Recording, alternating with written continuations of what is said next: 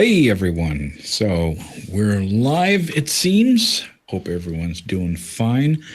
I am joined with my completely unprofessional partner here, Magog of Morscar, of course. Yo. And we thought we'd have a little celebration stream because why not? We're just celebrating absolutely nothing except for, the fact that you had a nice live stream recently, about an hour ago, and I just finished a nice video. So I'm celebrating the end of my video. How you doing? Yeah. Oh, doing good, man. And thanks for coming on our out of character side quest tonight. It was awesome. Yeah, that was a lot of fun. A lot of singing, a lot of dancing, a lot of potential drug use. Exactly. Everyone was doing drugs in that show in one way or the other. That is how we roll, man. Yeah. Which orifice did it go up? All of them. All the orifices. I'm doomed. All of them. You're so lucky you have orifices. I know, right? God. I get drugs in all my holes now that I'm YouTube famous. Yeah, right. It's just hookers and cokes. The road to hell is paved with hookers and coke. Yeah. I thought you were going to say something moral there, but no, that's better. That's better. I'm not a moral person. You should know this about me. Very unprofessional. Yeah. I do. Yeah. I do. So, just give everybody a heads up, just like I did tonight. One of the reasons we were out of characters because I woke up a little under the weather. My throat was scratchy and swollen, and it's feeling better now. And because I've been using my sore throat spray all day and my cough drops and all that stuff, so I felt, I can modern continue medicine. Talking. What do you know? It works. Yeah. I'm just not going to do the character. I'm not going to do that. You didn't do the homeopathy. That's what you're saying. Yeah, no, I didn't get my healing crystals out. Yeah, you did the Western medicine thing. Yeah, the one that actually saves lives. Yeah. Like, I'm fucking anti-vaxxers. Don't get me started. Looks like we got a few people in the chat that come over from the Discord and everything because I popped in there and told them we'd be doing this. Yeah. So welcome, everybody. Welcome. I mean, this is a small channel and all that. Just, having fun, doing a little hangout, letting everyone join in if they want to, but it's not a big deal. Right. Yeah. Yeah. It's not we're just fucking bullshitting on a Friday night, isn't it? Yeah. Yeah. That's what we do. It's what we do. Where's that from? I remember that line. It's what we do.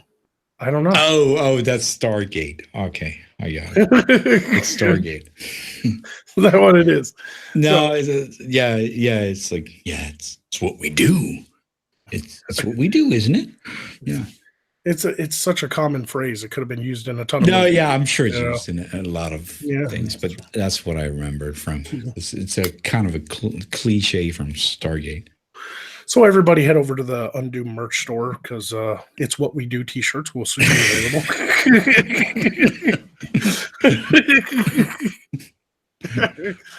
Just trying to sell shit this year. That's what I'm doing. Like up in my merchandise game like 100% this year. Okay. I'm just trying to have more fun this year. Oh, me too, for sure. But I have to I've decided to leave Patreon because of all the bullshit that happened. And so I figured I'd make it up by maybe just, directly getting support from the fans via merchandise and, and stuff. So we'll see. We'll see how that works because I just felt like I couldn't work with Patreon anymore as like a business decision. I can't trust them. Yeah. It is really weird. Yeah, I mean, we haven't talked in a while, and I don't even think we've talked since that happened. No, exactly. I don't think we have.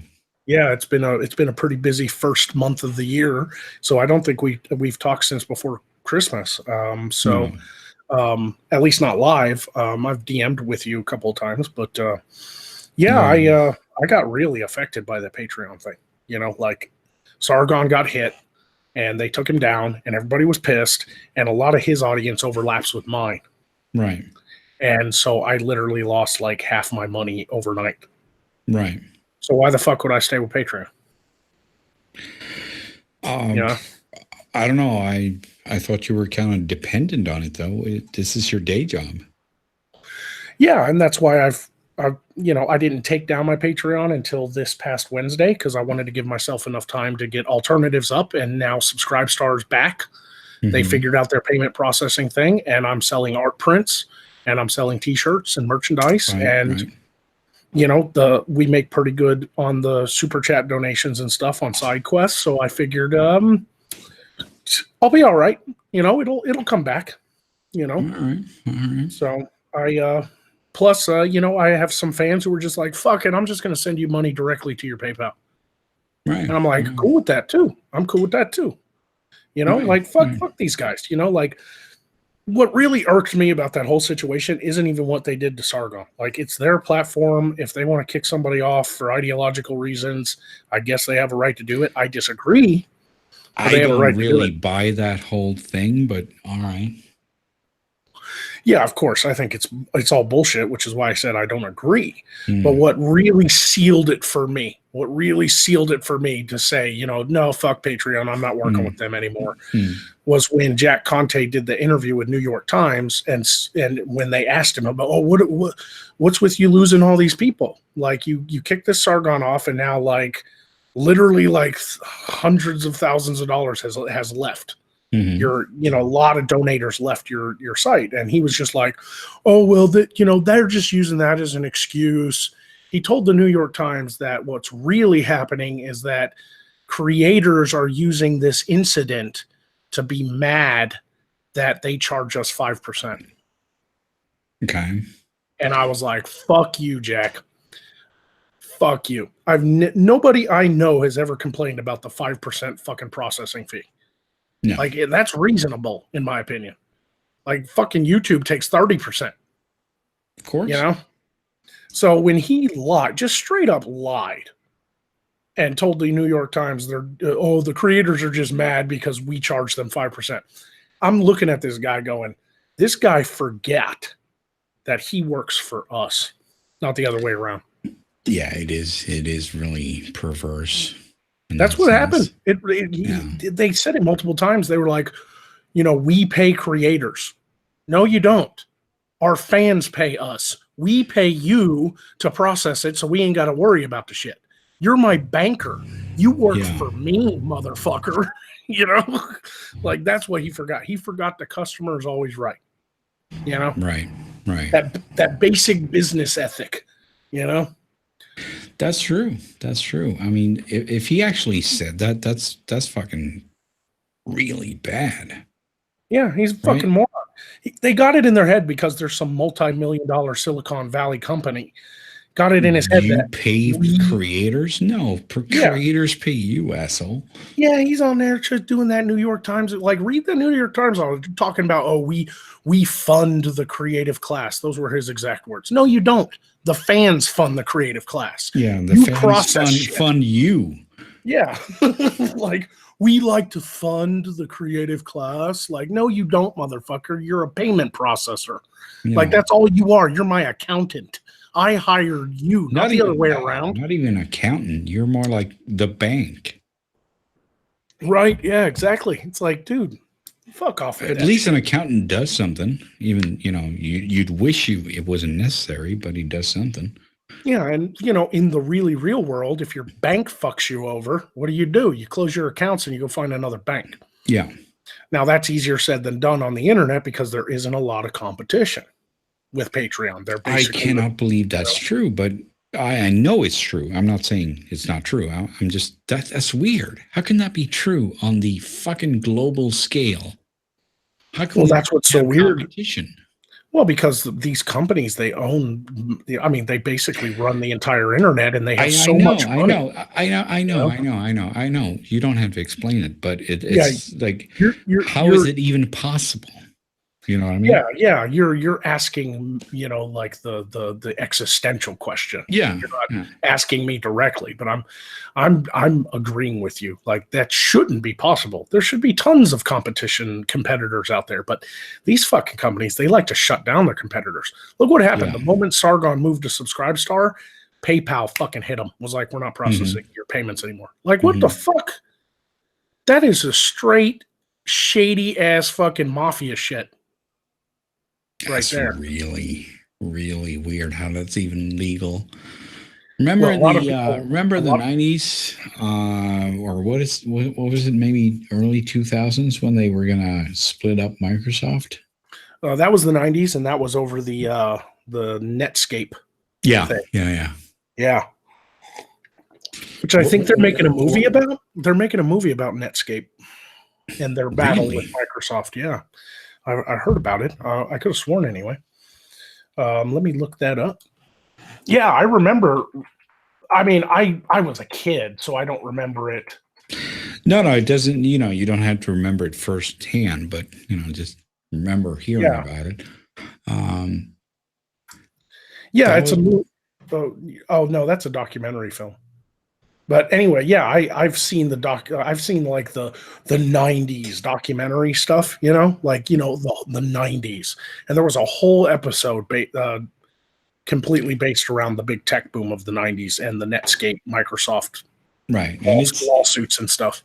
It seemed like even though they didn't actually split up Microsoft, they did scare the pants off of them. Oh yeah, no, they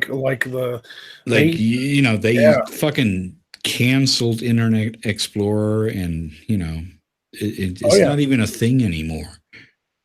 Even though they had like 99% of the market or something, they just fucking canceled it.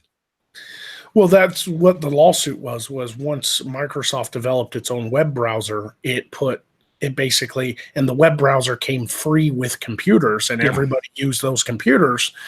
It undercut Netscape's, and it undercut Netscape's ability to sell their browser to connect to the internet.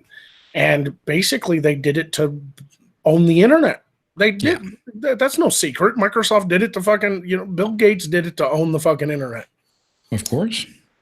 And Netscape took them to fucking court, and the government was on their side. They straight fined Microsoft $1 million a day until they showed up to court. Right. And I'm just, where are the balls to do this to the companies that need this stuff right now?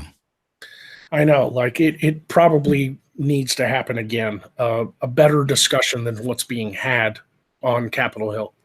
Yeah. Because these tech giants, they just showed up to Congress, was like, well, we're not doing that. Are you shutting down conservative point of views? No, we're not. Okay, well, see you at the golf course. Pretty much. They're like, yeah, can I still get my contribution? Right. So it's all the shady stuff. So I made a business decision to move off of Patreon and instead rely directly on my fans.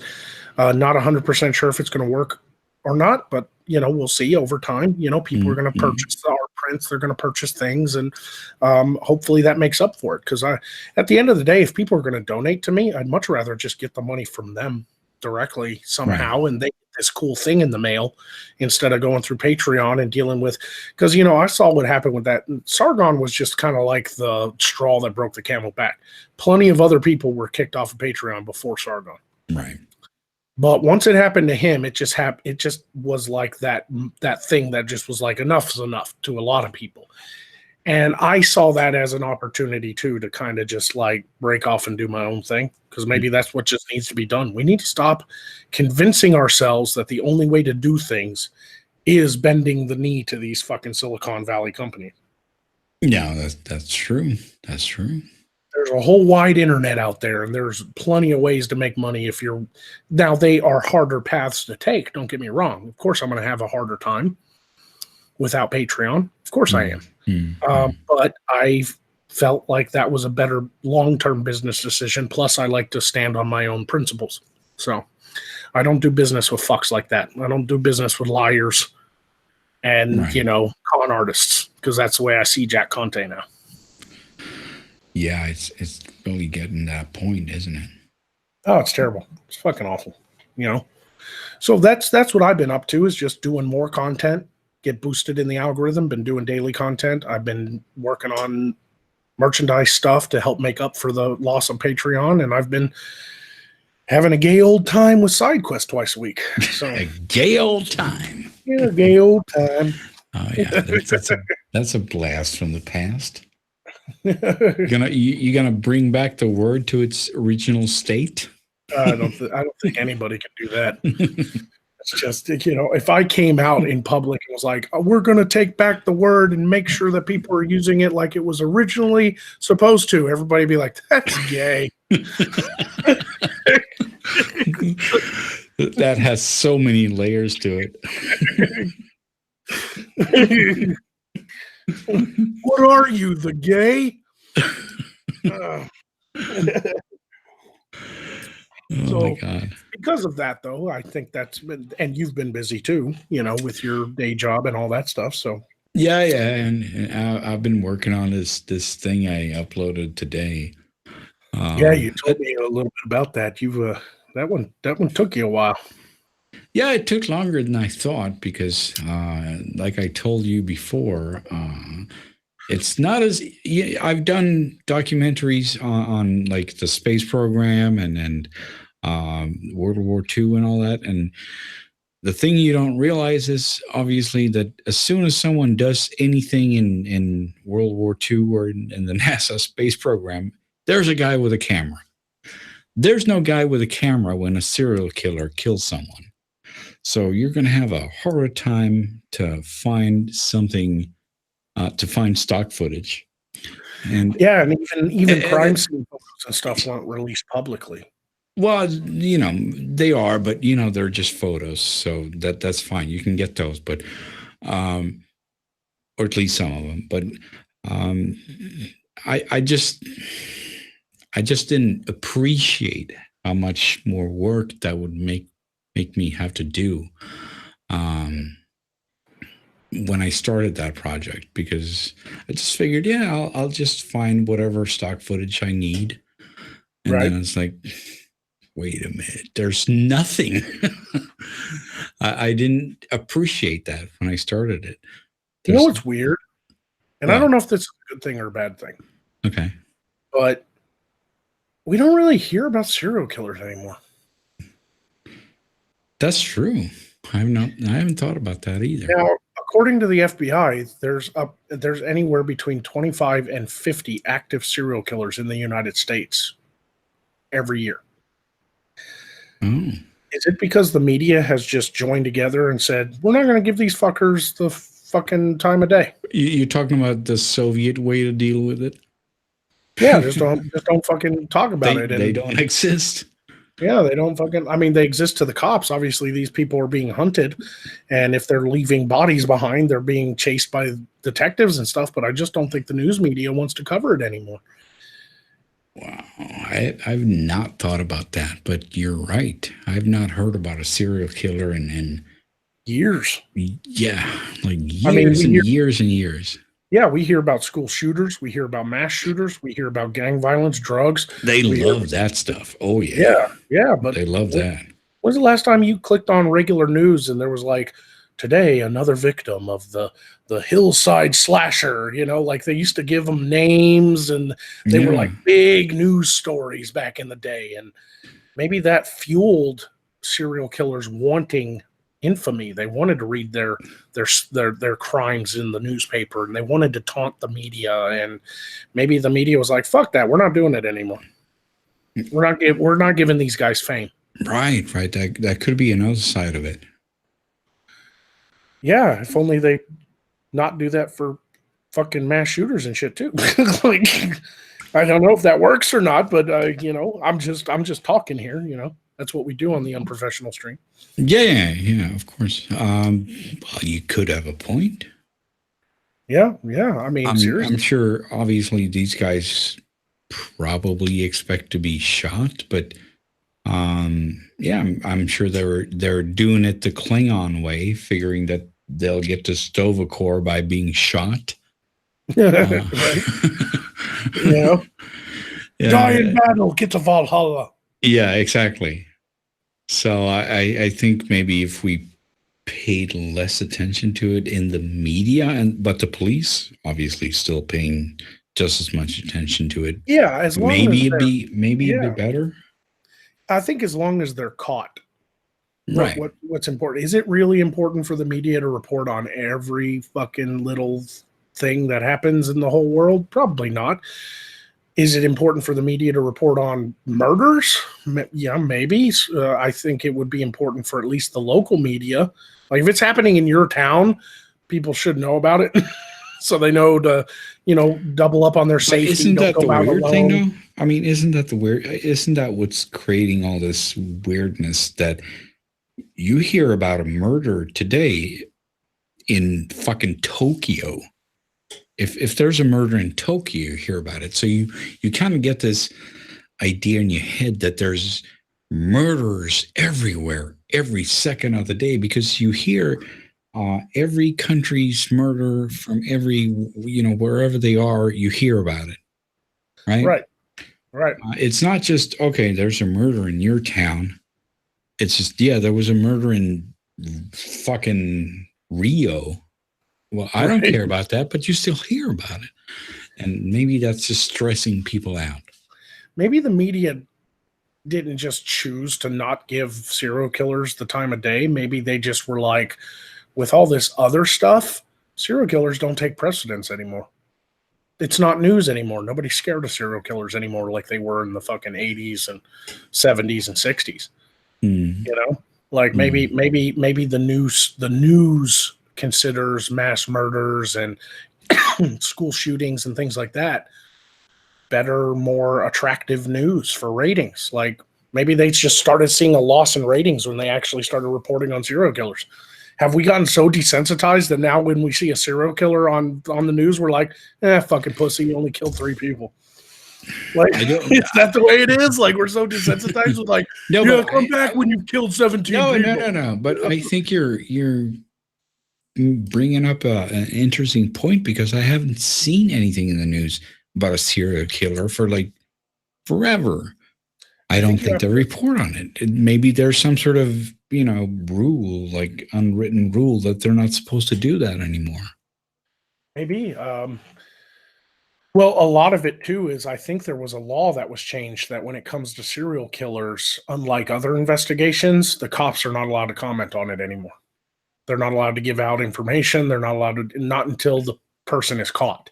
Then they can give it all out because they've got the guy or gal and all this and that. But yeah, like as soon as I typed in serial killers 2018, like the first article was an article by The Guardian. Are American serial killers a dying breed? Oh, you gotta love the Guardian.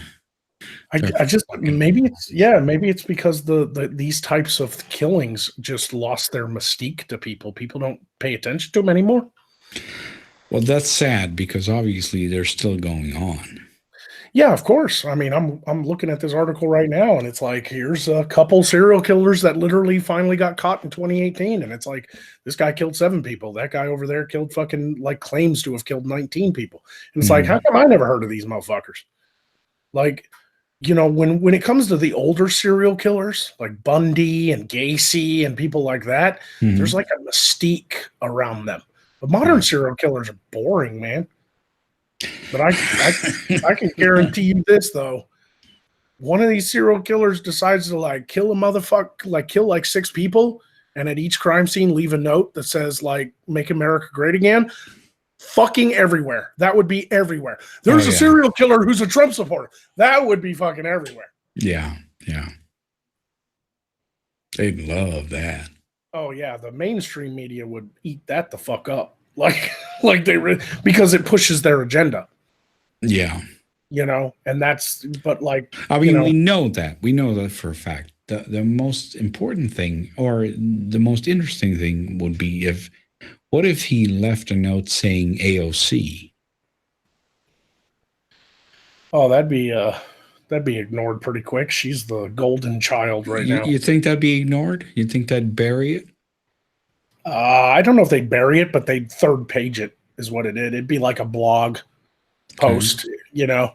Mhm. They do that a lot. They do that a lot. They'll report on something really fucked up to push their narrative.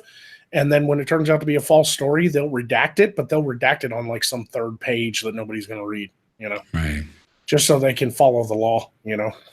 Right. But yeah, this is ooh. There's a guy who's the fucking the Ridgeway killer, or no, his last name's Ridgeway. I thought that was a town name. Gary Ridgway pleaded guilty in 2003 to murdering 48 people, Right. making him the worst serial killer in U.S. history. 2003. Maybe. And I've never heard of him. I've heard of him. I've never have. Fucking Gary Ridgway. Like, yeah, that's a new one. Yeah. Heard of him. Like, how is he the worst? I thought Bundy killed like 100 women. Like, I don't think they confirmed all of his yeah, stories. that's true. That's true. Bundy was a lying, you know, manipulative fucking person. So, yeah. Yeah. Half of the shit that came out of his mouth was just bullshit. Yeah. But he certainly killed a few, but I don't know. Yeah, I don't know. Like, we just stopped kind of paying attention to serial killers, I guess. I think it's kind of the same with anything, really. I mean, because of the world news and how interconnected all the news is from all over the world, maybe people only concern themselves with what's happening real close by, like in their own town, you know? I don't think so. But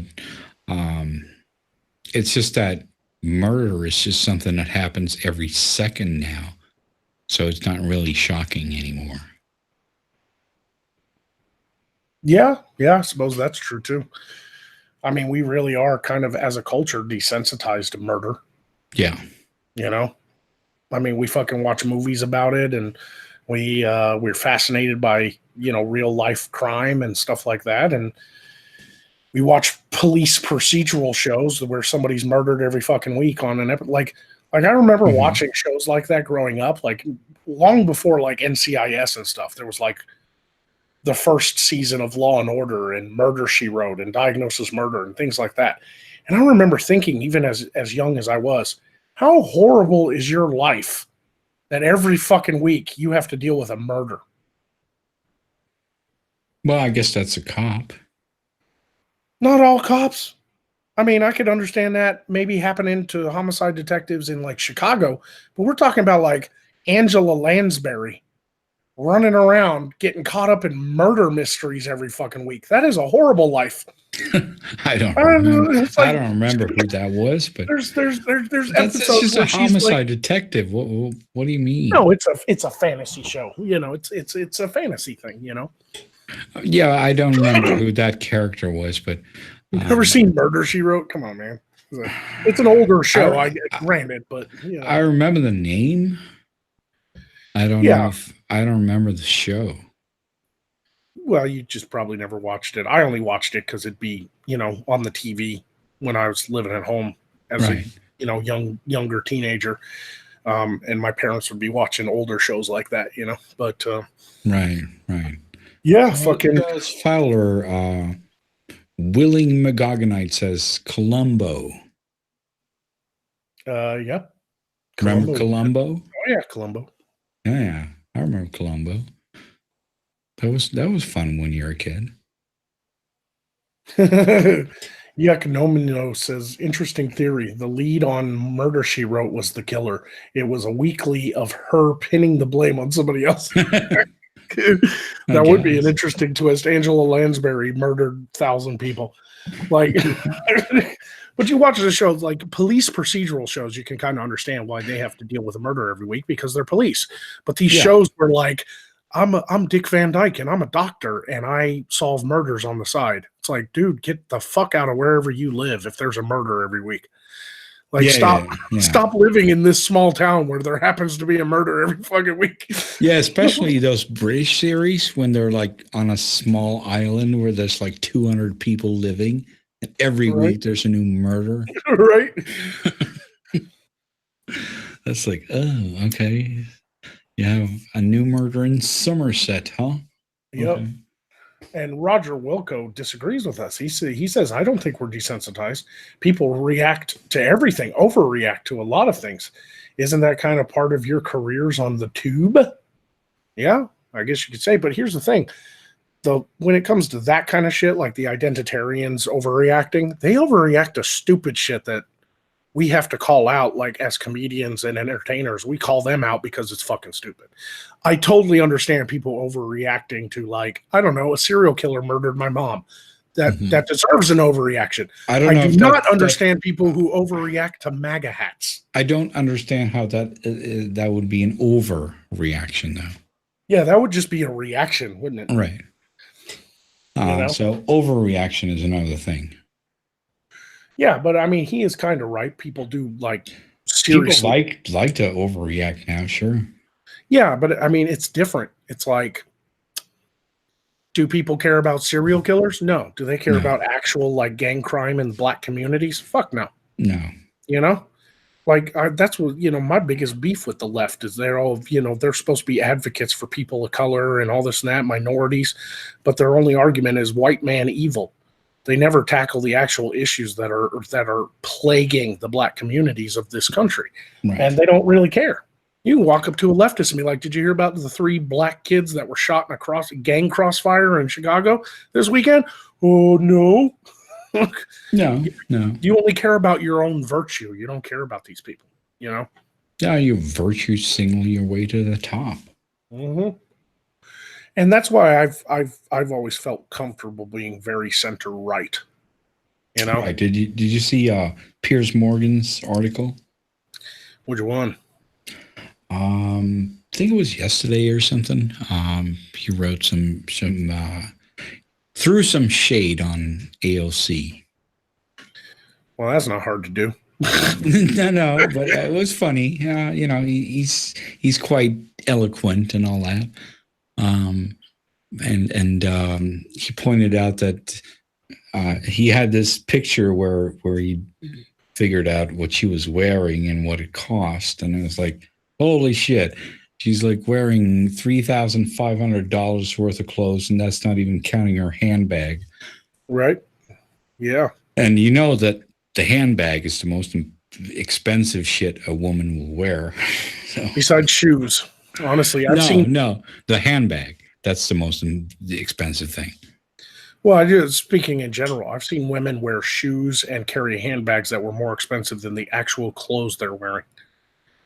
Sure, but then usually the handbag is like fucking $10,000. And that is a pretty valid point, that she's all for socialism and taxing the super rich and all this and that, and she's walking around with a fucking $10,000 Gucci bag. Mm-hmm. You're kind of a hypocrite. It's kind of like when Bernie Sanders bought like a 4th house. Fuck you, man. Fuck your democratic socialism. Yeah. She's just a radical. Like, she's so hugely radical that she's now a splinter cell. She represents a splinter cell on the Democratic side of things, completely all on her own. Like, even the Democrats are like, yeah, this bitch. Jesus Christ. Like, she was the only one to vote no. She was the only one to vote no on a bill that would bring the government back, to end the government shutdown, because she didn't want to fund ICE. Okay. So she was the only one to vote no. And then it was revealed, it turned around that she voted on a bill to fund ICE like last week. What? So, she's such a fucking dumbass, man. She doesn't know what the fuck she's doing. Jesus Christ. Like she like I watched that shit kind of unfold a little bit, where AOC was like, I'm proud to be the only one who voted no to stopping the government shutdown, because we can't let the paychecks go out to ICE. Like, we need to end ICE first before we bring the government back. And it's like, you are a crazy, crazy whore. Like, right. I mean, he pointed out some of those things in the article. She was really ragging on Uber, right? For really? Yeah, and she was ragging on Uber, and then they sort of took a look at her records, and she had like fucking thousands and thousands of dollars on Uber. Like, Oh yeah. okay, maybe you shouldn't sponsor the companies you're trying to rag on. Kind of destroys your argument. Well, that Roger in the chat brings up a good point. AOC is not great at actually being a politician, but she understands social media better than most of them. That is true. She's young. She's vibrant. She smiles a lot. She doesn't let people get to her. She'll brush the trolls right off her back. She's like Trump in that way. That's what he said. That's what he said. She is the left-wing Trump. That was his whole point in that article. In many ways, she is. In at least that way, personality-wise, she doesn't fall for the troll traps. Right. You know, she stands by what she says. And no. It wasn't that. It was the fact that she can't tell the truth. She's just whatever, and when she's caught out, when they catch her with being untruthful, she's just fuck it. I wasn't trying to do any of that. I was just trying to make a point. It doesn't matter if I didn't quote the fucking numbers right. I was just trying to make a point. And they're like, okay, well, that's exactly what Trump does. How are you any different? Right. And I'm like, but at least I believe that at least Trump has some semblance of how to do things. He has fucking 50 years of experience over her, at least in the business, sector and stuff like that. So she's really young and inexperienced, but at the same time, she's a lot like Trump in the way that she's very hyperbolic on social media. And, he brought up a bunch of good lies that she told. I mean, when she was confronted with it, it was just like, no. It doesn't matter when I say something wrong, because I was just trying to make a point. Right. Yeah. It's like, and she's very good at brushing accusations off like that. It's like, I watched a video of her saying that the fucking world is going to end in 12 years if we don't get climate change under control. And when everybody called her out on it, she was just like, I was just trying to make a point, Yeah. Always just trying to make the point. All right. Yeah. You know who else is doing that? Trump. Yeah. And, Trump caved on the wall thing. And because Pelosi just wouldn't bend at all. They were willing to let the government just stay shut down just to own Trump. And I think he just finally realized it and was just like, you know what? I'm not going to get reelected if the government stays down, shut down, And then, so I think he made that decision politically. It wasn't even a personal decision and a lot of his base are really pissed at him because he promised the wall. And he caved on it. And I don't really have an opinion on that because it's not like I'm some hardcore Trump supporter. Right. I like him for the good things he does, and I don't like him for the stupid shit he says. What do you want from me? Yeah, pretty much. That pretty much sums up how I feel about Trump. I don't have any great love, and I'm not all that averse either. Right, exactly. So it's just, I will defend Trump 9 times out of 10, though, even if he's wrong, simply because of how the outrage. I'd be apathetic 9 times out of 10. Yeah. Right. That's probably a better. That's probably I'm very a better cynical word about politicians. Right. Yeah. Of course, and that's probably a better word than what I said. Apathetic, because 9 times out of 10. I'll be like, yeah, Trump's wrong here, but you fucking people, you need to calm the fuck down. Jesus Christ, everything triggers you right off the edge of your own fucking sanity. He just lives rent free in all their fucking heads. It's hilarious. Yeah. So yeah, I mean, it does, especially with the content that I do, it does seem like I'm more of a big Trump supporter, right wing, blah, blah, blah. I get accused of that all the time too. And just like everybody else, the accusation sticks simply because I refuse to bend the knee to the left. Yeah. And as long as you refuse to bend the knee to them, you're going to be a alt-right neo-Nazi Trump supporter. And so I just was like, yeah, okay, whatever. Fuck you. Doesn't even mean anything anymore. Isn't that weird? I mean, since they call everyone that, it doesn't. Yeah, exactly. It's very weird. Mean We now live in a time where the word Nazi means nothing. Yeah, that's sad. Yeah, it is sad. I'm not even trying to invoke Trump. Right? Like, wow, words used to have more power. Now they overused it. They've saturated the market. Yeah, I mean, I grew up when there was such a time when Nazis were bad. Now they're just like what white people use instead of nigga.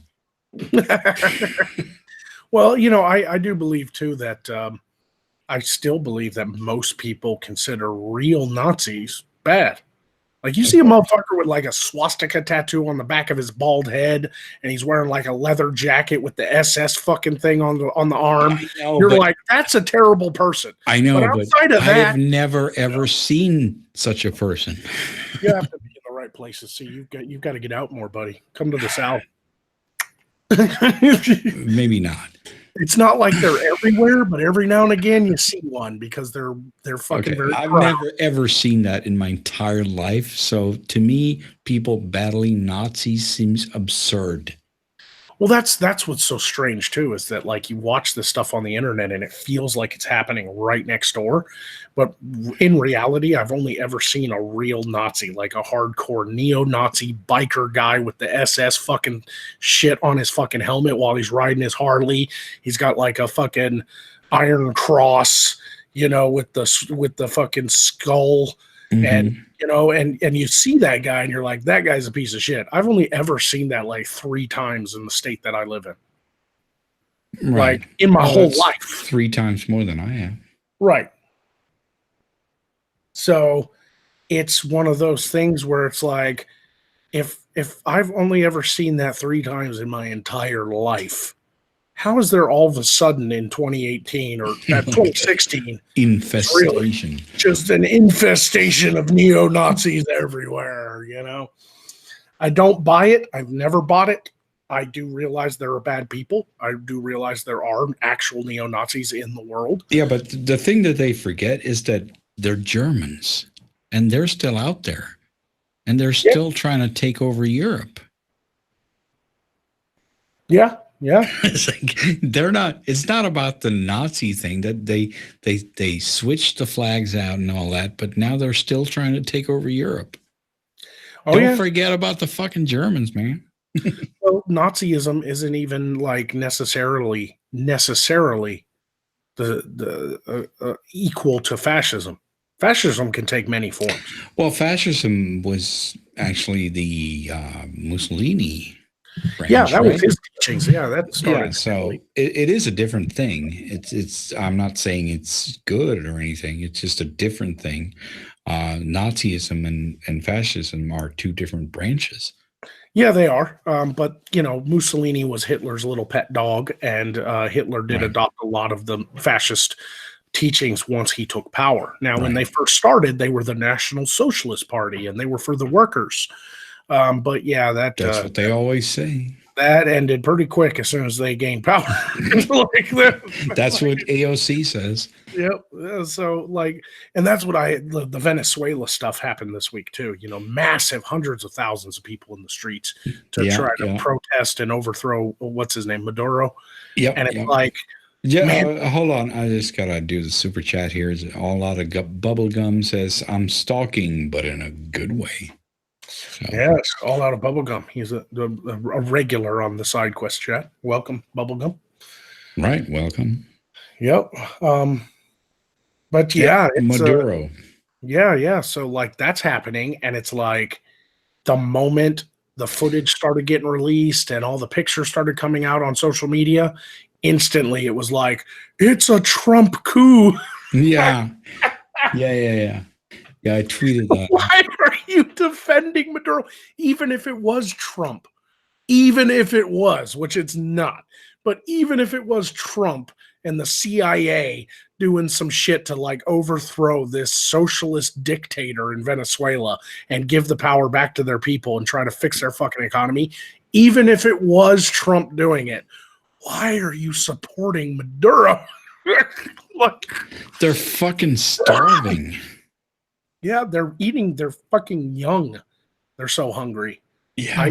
I don't think they need an American coup to get they've together had and overthrow their government. they've had in last September they had 1,300,000% inflation. Oh yeah, terrifying. Like what? Okay, that's a problem. Yeah, it's like it's one of those really unstable governments or economies that, like, when you wake up in the morning, you better buy bread because by the afternoon it'll be too expensive. Yeah, That's how every that's how 26 bad it fluctuates every day. every 26 days, I think the prices double. Mm-hmm. You better buy like 6 months worth of groceries as soon as you can, because in just a few days you won't be able to afford half the shit you just bought. Yeah, but obviously bread, you can't buy like a year's worth of bread. You're going to have to buy it every week. It's Yeah, bad. So you're fucked. there was one of those things too where it's like a lot of people were like trying to grow their own vegetables and, you know, to feed their families, like in window boxes and stuff, and people were getting fucking robbed and murdered because they had tomatoes growing in the window. Jesus. You know, it's like, fuck you, that country sucks. Like, that, you know, it's one thing like when you live in a nation like ours where somebody robs you because you have a big flat screen TV and a nice car in the garage and you live in a really nice house and they fucking clean you out and you wake up and you're like, fuck, I gotta call the police. You come home, you're like, I could call the police, call my insurance, get all this stuff replaced. It's another when you live in a country you got killed because you had a potato. You got fucking murdered and robbed. You didn't have insurance for that potato, that's for sure. Yeah. Like, Jesus Christ. And people are fucking, now they're trying to pin it on Trump that there's a coup. These people didn't need America to tell them to do a coup. They had a pretty good fucking reason. Yeah, they're starving. How's that for reason? I remember reading a story where guys would literally make, like, there was a black market for baby formula. Like, guys would smuggle in powdered baby milk and make money off of selling it. And it's like, usually countries have to deal with people smuggling in like cocaine, heroin. These guys are smuggling in fucking formula. It's the new cocaine. Can you imagine like walking around on the streets of Venezuela and some guy in a trench coat opens up the trench coat? Hey man, you want to buy some Gerber? You gotta get the South American accent right there. Mm-hmm. Hey man, do you want to buy some Gerber? Man? Do you want to buy some Gerber, man? That's do you want to buy some Gerber, homie? Hey, homie. Hey, vato loco, eh? Hey, pendejo. It's like bad Mexican. That's a white boy doing a Mexican thing. Of course, but that's the only way you can do it. Listen, I'm just going to throw this out there. No matter what side of the political aisle you're on, can we just agree that what's happening in Venezuela is bad and that the people are justified? I would hope so. I mean, can we just set aside party politics for one fucking second and going, starving people have a right to overthrow their fucking government? Like, let's just put that. Like, as soon as babies are dying because they're starving to death, maybe we could just let them do their thing. You know, instead I would think so. I don't even know how you pin that on Trump. Like, everything is Trump's fault. Like, these people are trying to connect things that are happening across the world to Trump. Like, he has a hand in everything. Like, he's the ultimate puppet master.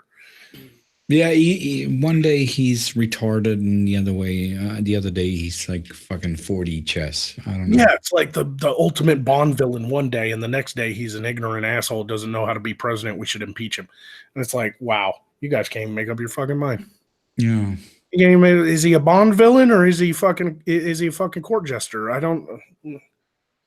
Wow, Jesus. Yeah, you got to pick one. Yeah, I mean, I'm surprised it didn't happen sooner, to be honest with you. I'm sitting here watching what's happened in Venezuela last year, and I'm like, dude, 2 weeks, give it 2, maybe 3 weeks. These people are going to revolt. Yeah, I agree. And it didn't happen until now. That man, they really hung in there. They put up with a lot. Well, South African countries, they have helicopters. Yeah, okay. I mean, don't get me wrong. It is kind of scary when the dictator has the army behind him. Yeah. But what happens when the dictator can't even afford to feed the army? That's kind of where they're getting at, I guess. Yep. I mean, once the soldiers who protect the people in power are like, I haven't eaten in a week. Maybe we're on the wrong side of this thing. Well, then when you haven't eaten in a week, you're ready to attack anyone. Yep. It's like, I ain't got no food. My family's starving. My children are starving. I ain't got no food, but I got this gun. I wonder what I could do with this thing. I wonder what Maduro tastes like. Yeah. Like, can we have a Maduro barbecue? Oh, a barbecue in honor of Maduro? Yeah, we'll call it that. Yeah. That's nice. He's got a big ass. Yeah. Maybe if we eat him, we'll absorb his power. That's what the old Mayans used to say, so let's go with that. Yeah, exactly. Fuck it, What's crazy is it's happening in Venezuela, right? But then all these surrounding South American countries around Venezuela are like, fine. Yeah, they're all on the other guy's side. Yeah, they're don't get me wrong. They all countries have their problems and stuff. But I mean, you pop over to Peru, it's like, oh, there's nothing happening over here. Are you people starving over here? No, we're fine. The fuck is going on in my country? Like, our next door neighbors are fine, and we're starving to death. Like, what the fuck is going on? Right. But you saw that they're all on the other guy's side, right? Like, oh, yeah. There's only like a couple of countries. I don't know. It was like Mexico and like 2 other countries. And then every other country in South America is on the other guy's side. So it's like 20-3 or something.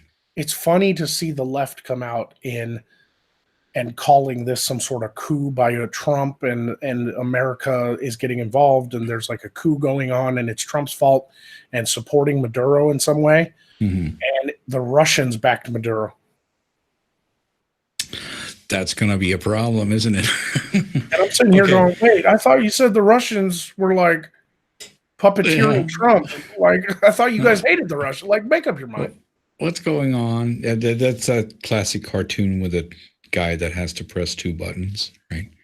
Yeah, that classic meme where he's like wiping the sweat off. And he's like, Russians are bad, or Russians are what? What's going on? Because I don't care. I still stand by my statement I said in the video. A lot of people corrected me. They were like, when I showed a picture of Putin and called him a hardcore socialist, everybody's like, Putin's not a hardcore socialist. And technically he's not. Even though he has said publicly he admires the socialist government of the USSR before it fell, and he admires a lot of the teachings of socialism. He is more of a conservative, I guess you could say, like a Russian conservative. But boy, does he support a shit ton of socialist nations. Yeah, just throwing that out there. I know I didn't exactly say it right in the video, and I just called him a hardcore socialist, and everybody was like, "Oh, the USSR is dead. They're not socialists anymore." I get what you're saying. I totally get it. But boy, does he back a lot of socialist states. I'm just throwing that out there. Yeah, that's a better point. Yeah. I mean, to me, I guess that still makes him kind of a socialist in at least in osmosis, through osmosis. Yeah. Because Russia's always supported Cuba. I'm not even sure how to describe Russian, the Russian system. It's like a corrupt little margarita. It's not. It's a blending of all kinds of different things. Yeah, just throw everything in there and then make it corrupt. Right. It's just a corrupt little margarita blended together in a nice communist blender, that still has an aftertaste of communism because communism failed. It didn't work. You know, the wall came down. Yeah, but they're still liberated too. So it's all sorts of weird shit. Yeah, it's a mix because they do have industry, they do have trade, they do have currency. Lots of rich Russians all around the world. Yeah, huge industrial, wealthy Russians, and they have oil and energy and all this stuff, and it's very capitalist looking. It's kind of like China. Like Mao's China was like hardcore communism, but modern China is like a blend of communism and capitalism because they love money, they love industry, they love trade, but at the same time, the way they treat their people is very socialist, very communist, you know. And in many aspects, Russia's kind of that way as well, you know. And so it's kind of hard to put a pin on it because it's not hardcore one or the other. It's kind of a blending of all these different world economies and governmental, you know, oversights. But I still feel like at its core, the people in power are old school Mother Russia, you know, people, you know, they fucking love the old. I mean, fuck, Putin's an ex-KGB guy. Yeah. You know, so, you know, it's just it is kind of hard to pin down some of that stuff. But here's a question that I have, and I've often asked this. It's like, people have seen, no matter our problems here in the United States, people at least have looked at the United States and go, man, they're really powerful, really wealthy, and really, really rich in resources and trade. They're basically the number one world power, and everything that the world seems to do is based off of United States, you know, in one form or another. It's like trade with the United States, military interventions with the United States. I mean, we have treaties with hundreds of countries. Of course. And not a single country out there, not a single one has stood up and gone and looked at us and the success we've had and went, can we just like get a copy of your Constitution? Like, can we try it for a little bit? Can we just like replace some of the names, but just keep the wording exactly? Does nobody decide? Like, not even like a little country, like one little country could be like, maybe we'll try this too and see if it really does work, or if the United States is just like a one-off. Yeah. You know, like what? never happened. Like, how come that doesn't happen? That is weird. That is weird that not even like a tiny little like country, just like a little country that has like a little dictator that nobody pays attention to. You know, like it'd be really nice if some people just stood up and were like, hey, America's really successful. Let's literally just copy them and see what happens. Nobody has had that thought in the whole world. I guess not. That's weird. Like, I'm not saying that I want every country to just copy us, but I am saying it's just kind of weird that we developed this system, became incredibly successful and powerful, and not one person was like, let's try that. Let's like look at that shit. They almost have flying cars now. Let's try that shit for a little while.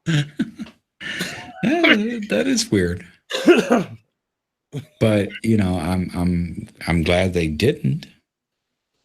Well, they call us the Great Experiment, right? Yeah.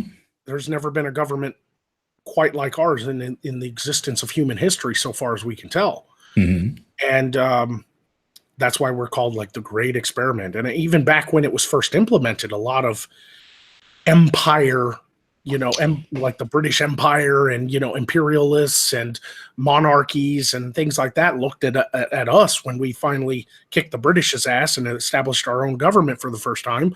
They all looked at us and were like, y'all crazy ass motherfuckers. This ain't going to work. This is not going to work. That's basically, though, because those guys were still dictatorships back then, or monarchies or some shit. So obviously they're like, fucking democracy? What the hell are you talking about? Yeah, that's some ancient fucking Greece shit. What the fuck are y'all talking about? You know, like ancient Rome. Yeah, because the other countries, they didn't get it till like, what was it, like more than 100 years later. Yeah. So, I mean.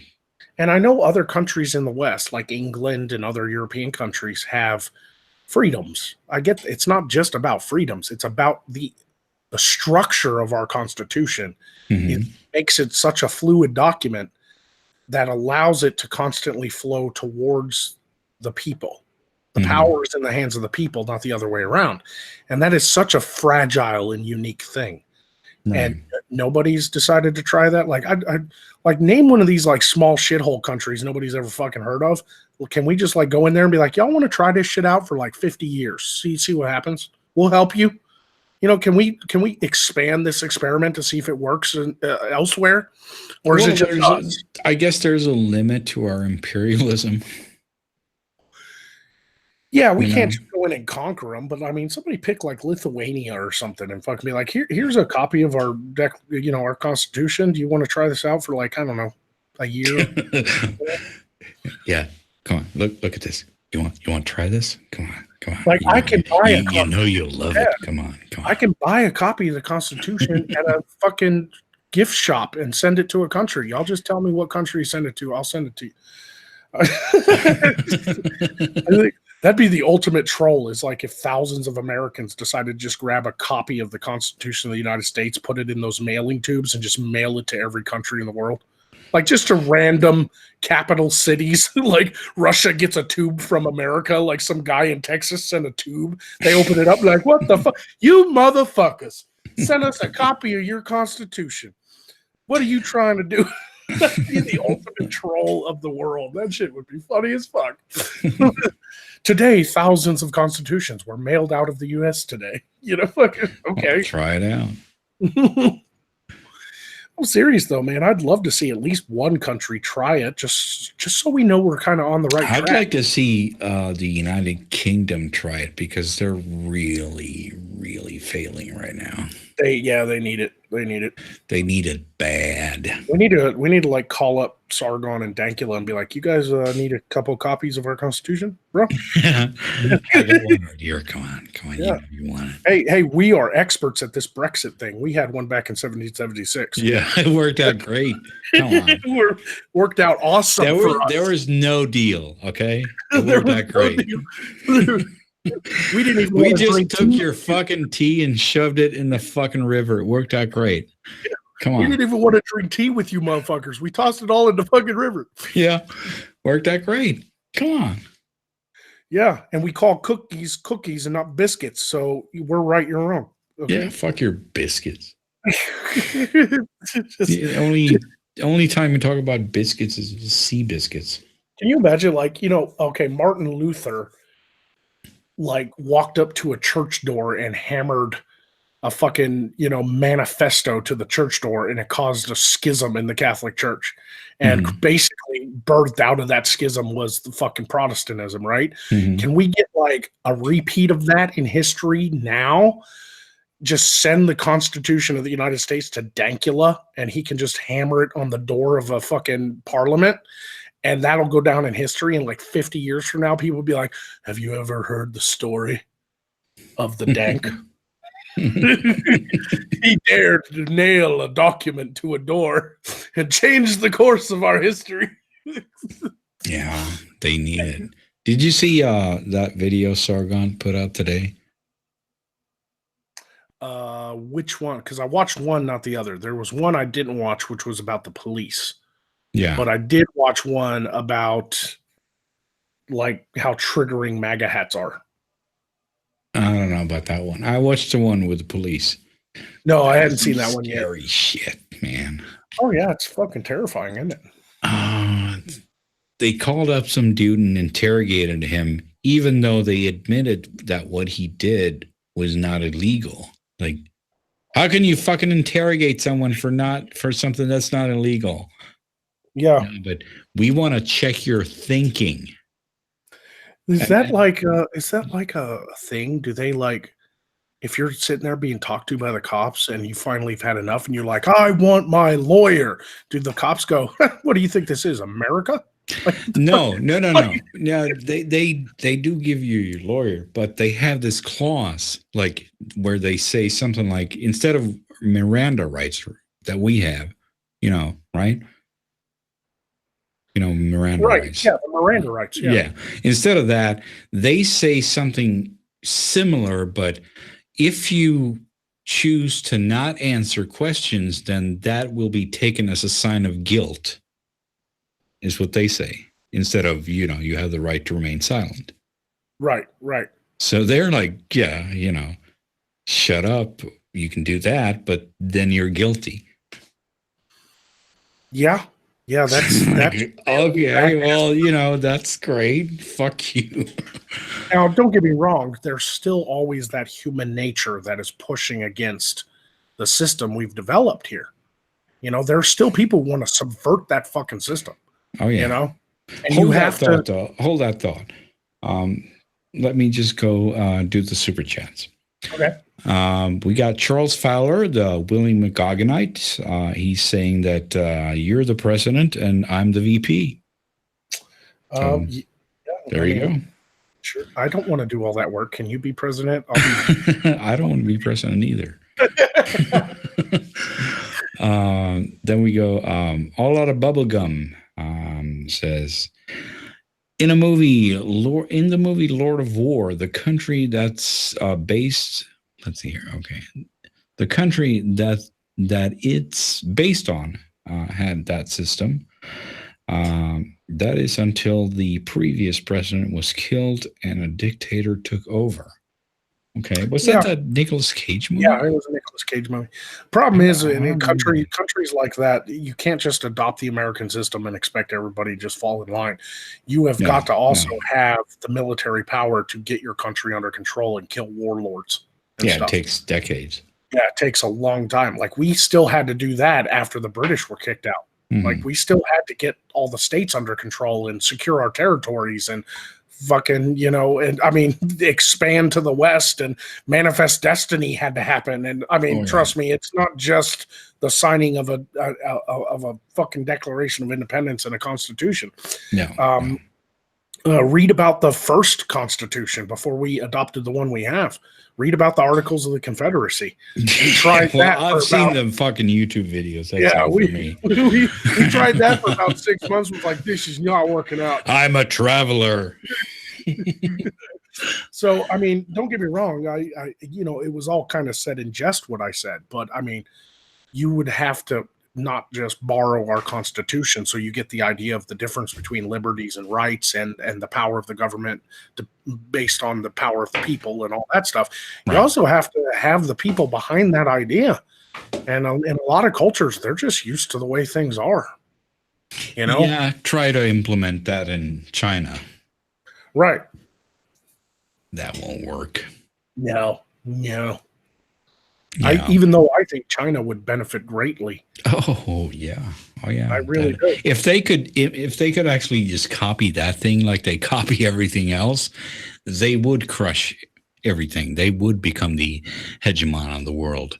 Oh yeah. But they're not going to, so fuck you. We're still going to be the hegemon on the world. Yeah, right. And you have one more there if you want to crack it open. Yeah. Miss Murder. How you doing? Hi, Undoomed. Hi, Magog. Hope you're doing well. We are. Thank you. Undoomed, saw your Son of Sam vid. My dream of being a major true crime channel is destroyed. Lol, good video, though. Well, thank you for that compliment. I hope you still do your thing. Yeah. Don't see this as I'm trying to destroy you. I'm trying to inspire you. Yeah, so just keep on doing what you're doing. Yeah, Art Theron in the chat said he just finished, he or she, I can't tell, but just finished watching the Son of Sam. Fantastic video. Yeah, thank you very much. Yeah. So that's great. Just keep on doing what you're doing. We talk about African slaves and stuff. Yeah, the U.S. colonies. Yeah, I mean, don't get me wrong. We have a sordid past, but we're trying to work through all that shit. I love that tweet, though. I added it to the Poe video I did in the week. I've started a new series for Poe called Foot Meets Mouth. Where Poe makes fun of people who've put their foot in their mouth on Twitter. And this U.S. Senator, Peter Welch, tweeted out, never in the history of the United States has people been forced to work for free, but this is happening to federal employees. This has to end. And it's like, really? Never in U.S. history has people been forced to work for free. Never. Really? Ever? Never? Like, I mean, God, we could put the slavery aside, but okay.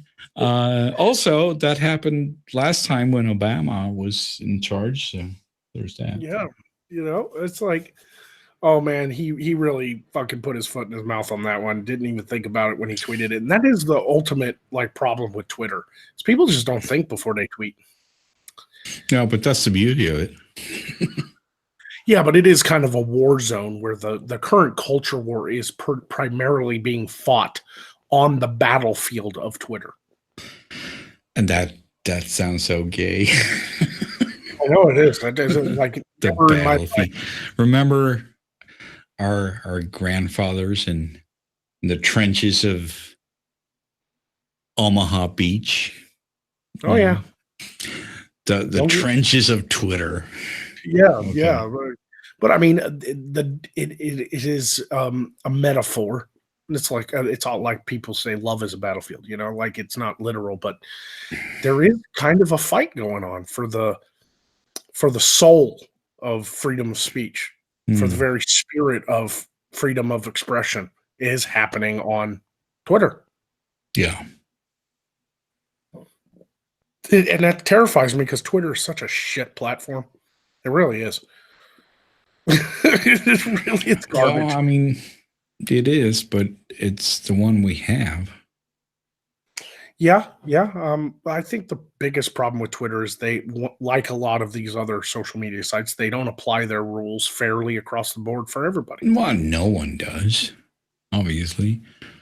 Yeah, but the biggest thing is because like 60% of all Twitter, content comes from the journalistic class and mainstream media posting their stories and stuff like that. They are not going to just ban blue check mark journalists for even if they come out and threaten somebody's life, like that literally happened this week with the Covington kids, where some journalist tweeted out that they should be punched in the face. Somebody reported it to Twitter. Twitter got back to them with, "This does not break our guidelines." Right. Are you fucking kidding me? Okay, let's put them in the wood chipper then. How about that? Yeah, it's like, geez, that's fine. That's fine. But they're not going to ban anybody with a blue check mark that works in media or Hollywood. They're not going to do it. And we all know this. Their platform this is not news. No. That's why it is the battlefront, I guess, if you want to be so melodramatic as to call it that. But yeah, it is, and that's why we have to be there and not on, like Facebook or something. Because well, I in my honest opinion, Facebook is dying. Yeah, I think it'll be the first of the big ones to go, to be honest with you. Right. It's so fucking boring. I can't even stand it. I can't even. I mean, even though Twitter is infuriating and it's biased and it fucking hates you for just being there, at least it's fun. Facebook is so boring. I can't even do it. I can't even fucking keep it open. You know how many people I knew or I know that just like me started a Facebook when it became the big thing and replaced MySpace. And now I barely see anything posted from them. And then I'll talk to them and be like, "Hey, I don't even see you post stuff on Facebook anymore. Maybe I'm not paying attention to my own Facebook." And they're like, "No, I barely get on that anymore, really." Right. And I really feel like that a lot of people are probably feel the same way. It becomes really infuriating as well. Like, because Facebook is not like Twitter. Twitter, you can be like, okay, you got 238 characters on Twitter, and you can be like, "I fucking hate this thing," and then a bunch of people will be like, "You're wrong," blah blah blah, and it just starts turning into a yelling fest, right? But on Facebook, you can write like a book, as a post. And it's like you're scrolling down your wall, and all of a sudden, somebody you follow has just written like the 6 chapters of a political manifesto, and you're like, "I ain't reading that shit. Fuck off." I know. And then exactly, because then maybe you made a video that had like a legal size script or maybe 2, and then they return with fucking 30 legal pages, right? Yeah. And it's like, okay, this is 30 times my script. I'm not reading this. Yeah, you know, and you can't do that on Twitter, and that is kind of a good thing because okay, you have to distill your thing right now. You have to. right. What was your criticism? Just get down to business here. Yeah, and that's kind of the downside with Minds. Now, I know Minds is a growing platform, and a lot of people like it, and they definitely stood by their whole like, this is freedom of speech. We're not going to interfere with you like other sites, and I commend them for that. But the ultimate downside to Minds is the same as Facebook's. People can literally just write forever and ever, right, and ever, and ever, and ever, and and ever, ever, and ever. and ever. Like that neo-Nazi that really hated something I like, some meme I posted it on Minds that replaced the world symbol for NATO with the swastika, and he was a Natsock account, you know, neo-Nazi. He got so triggered over that, and he's like, it should be a sickle hammer, not a fucking swastika. You lame ass fucking, you're ignorant. You don't know the difference between fascism and communism and all this and that. And I'm sitting there like, dude, I don't care. Like, I see both as ridiculous things. Like, you're fucking, he wrote you a fucking essay on that. Yeah, and after I said I didn't care, that I do know the difference between, you know, Nazism and communism, he still wrote like a fucking 5-page manifesto explaining the difference between communism and National Socialism. And I was like, I'm not reading this. Yeah. And when I have fucking things to do. And when I wouldn't, eventually it just got to a point where I wouldn't play ball with him anymore. And he got all angry and just started posting like Hitler memes under that post. Just tons of them, man. It just spammed my fucking Minds account. Just that's the way it is. Hitler was right memes, you know? Right. Well, I mean, obviously that would trigger the shit out of some lefties, but you can just ignore that shit. Well, that's what's so crazy. The left, you know, they claim to be against Nazism. So when I pull up that post as an example of how I equally hate fucking Nazis, I hate all authoritarians, you know, to be honest with you. Right. They still are like, you're a Nazi anyway. You just don't understand. Like, you don't even know you're a Nazi. Oh, internalized Nazism. Yeah, it's internalized Nazism, you know. That's a new one. It's like, how come all the centrists in the world now feel like Anne Frank? Like, we're just trapped up in our fucking attic writing in our diaries, just like, when's it gonna end? So we can come down from the attic. When's it gonna fucking end? Everyone just wants to go to war, I guess. But they don't like real war, so I don't understand it really. I like watching some of Tim Pool's stuff. I don't know if you know who that is. I'm sure you've at least. I do. I watched one where he really went off on this belief that he really does think there's a civil war coming. Like, he is hardcore believing in this potential civil war. And I don't know if I agree with him. Like I said, I watch all kinds of content. I like to take in all kinds of points of views. I watch Tim Pool. I watch Styx. I watch Targon. I watch, you know, all kinds of people. And I just try to get different points of views and then make up my own mind. Right. But I'm watching Tim Pool just flay, like he really just is like, the civil war is coming because discourse is completely broken down in our country. People aren't even apologizing when they know they've bought the lie, when there's actual evidence that it was all a lie. And even though a lot of people walked back what they said about the Covington guys, right? The Covington kids, some people just doubled down. Right. And it's like, that's an example of what's going to happen when the Civil War comes. We're actually going to start seeing this violence taken out into the streets. We're going to have civil unrest. He did mention in the video that he doesn't know if it'll be like an all-out war. He doesn't know what form it'll take. He's like, but it's happening. Part of me, the optimist in me, wants to disagree with him and be like, no, I still believe in kind of like that in general. 90% of our population is pretty center, right? Right. I still believe in the goodness of people and that they're just trying to live their lives and work and, buy food for their kids and stuff like that. But the but the disenfranchised, negative, nihilistic, pessimist inside of me is all like, fuck yeah, I want a war. I want to shoot them fucking people in the face. I hope there's a war. And I have to keep that guy in. I just don't buy the reasoning behind it, though. Well, it comes out of that old adage that when people stop talking, the fighting starts. Okay, you're talking von Clausewitz here. War is the continuation of politics by other means. Yeah, in many ways, there's people who still believe that, and I feel like that's kind of what Tim Pool was saying, was that I usually find, though, that there is an economic reason behind it. There is. I mean, there's a lot of different reasons, but it is a general adage, or I keep using that word and stop. There is a general understanding that when people can't even sit down anymore and discuss their problems with each other, what's the next step? Yeah, really. Yeah. I mean, honestly, what's the next step? Are they going to meet up for smoothies? No, they're going to fucking hit each other.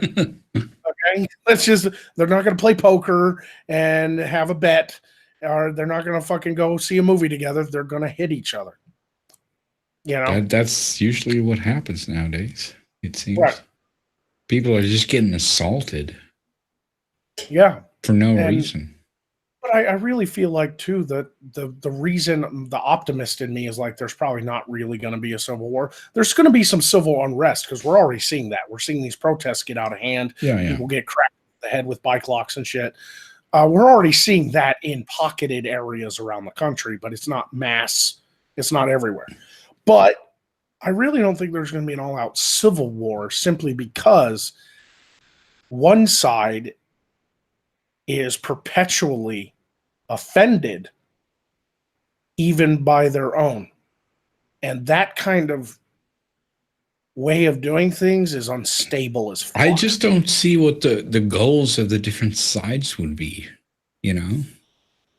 Well, I guess it depends on who you talk to. I mean, a lot of these fucking hardcore leftist kind of neo-Marxists that are coming out of college these days who just hate Trump, hate conservatives, hate Christians. Trump's going to be gone. You're talking in the future here. The target of their ire right now, but who's it going to be after he leaves? You get what I'm saying? Like they always have to have an enemy because there's always an enemy. Well, I don't know. Maybe I think maybe that's just Trump, though. I don't think so, because I think Trump compounded it to be. It's almost like Trump. I don't remember this kind of ire when Bush was president. I do. Shit. You do? Wasn't it bad? At all. It's worse now. Trust me. There are people who literally were still alive during the Civil War that have gotten on social media and was like, "I've never seen it this bad politically." That's what I'm saying. It wasn't this bad when Bush was doing it. But I think the reason I'm disagreeing with you is one man is not responsible for that.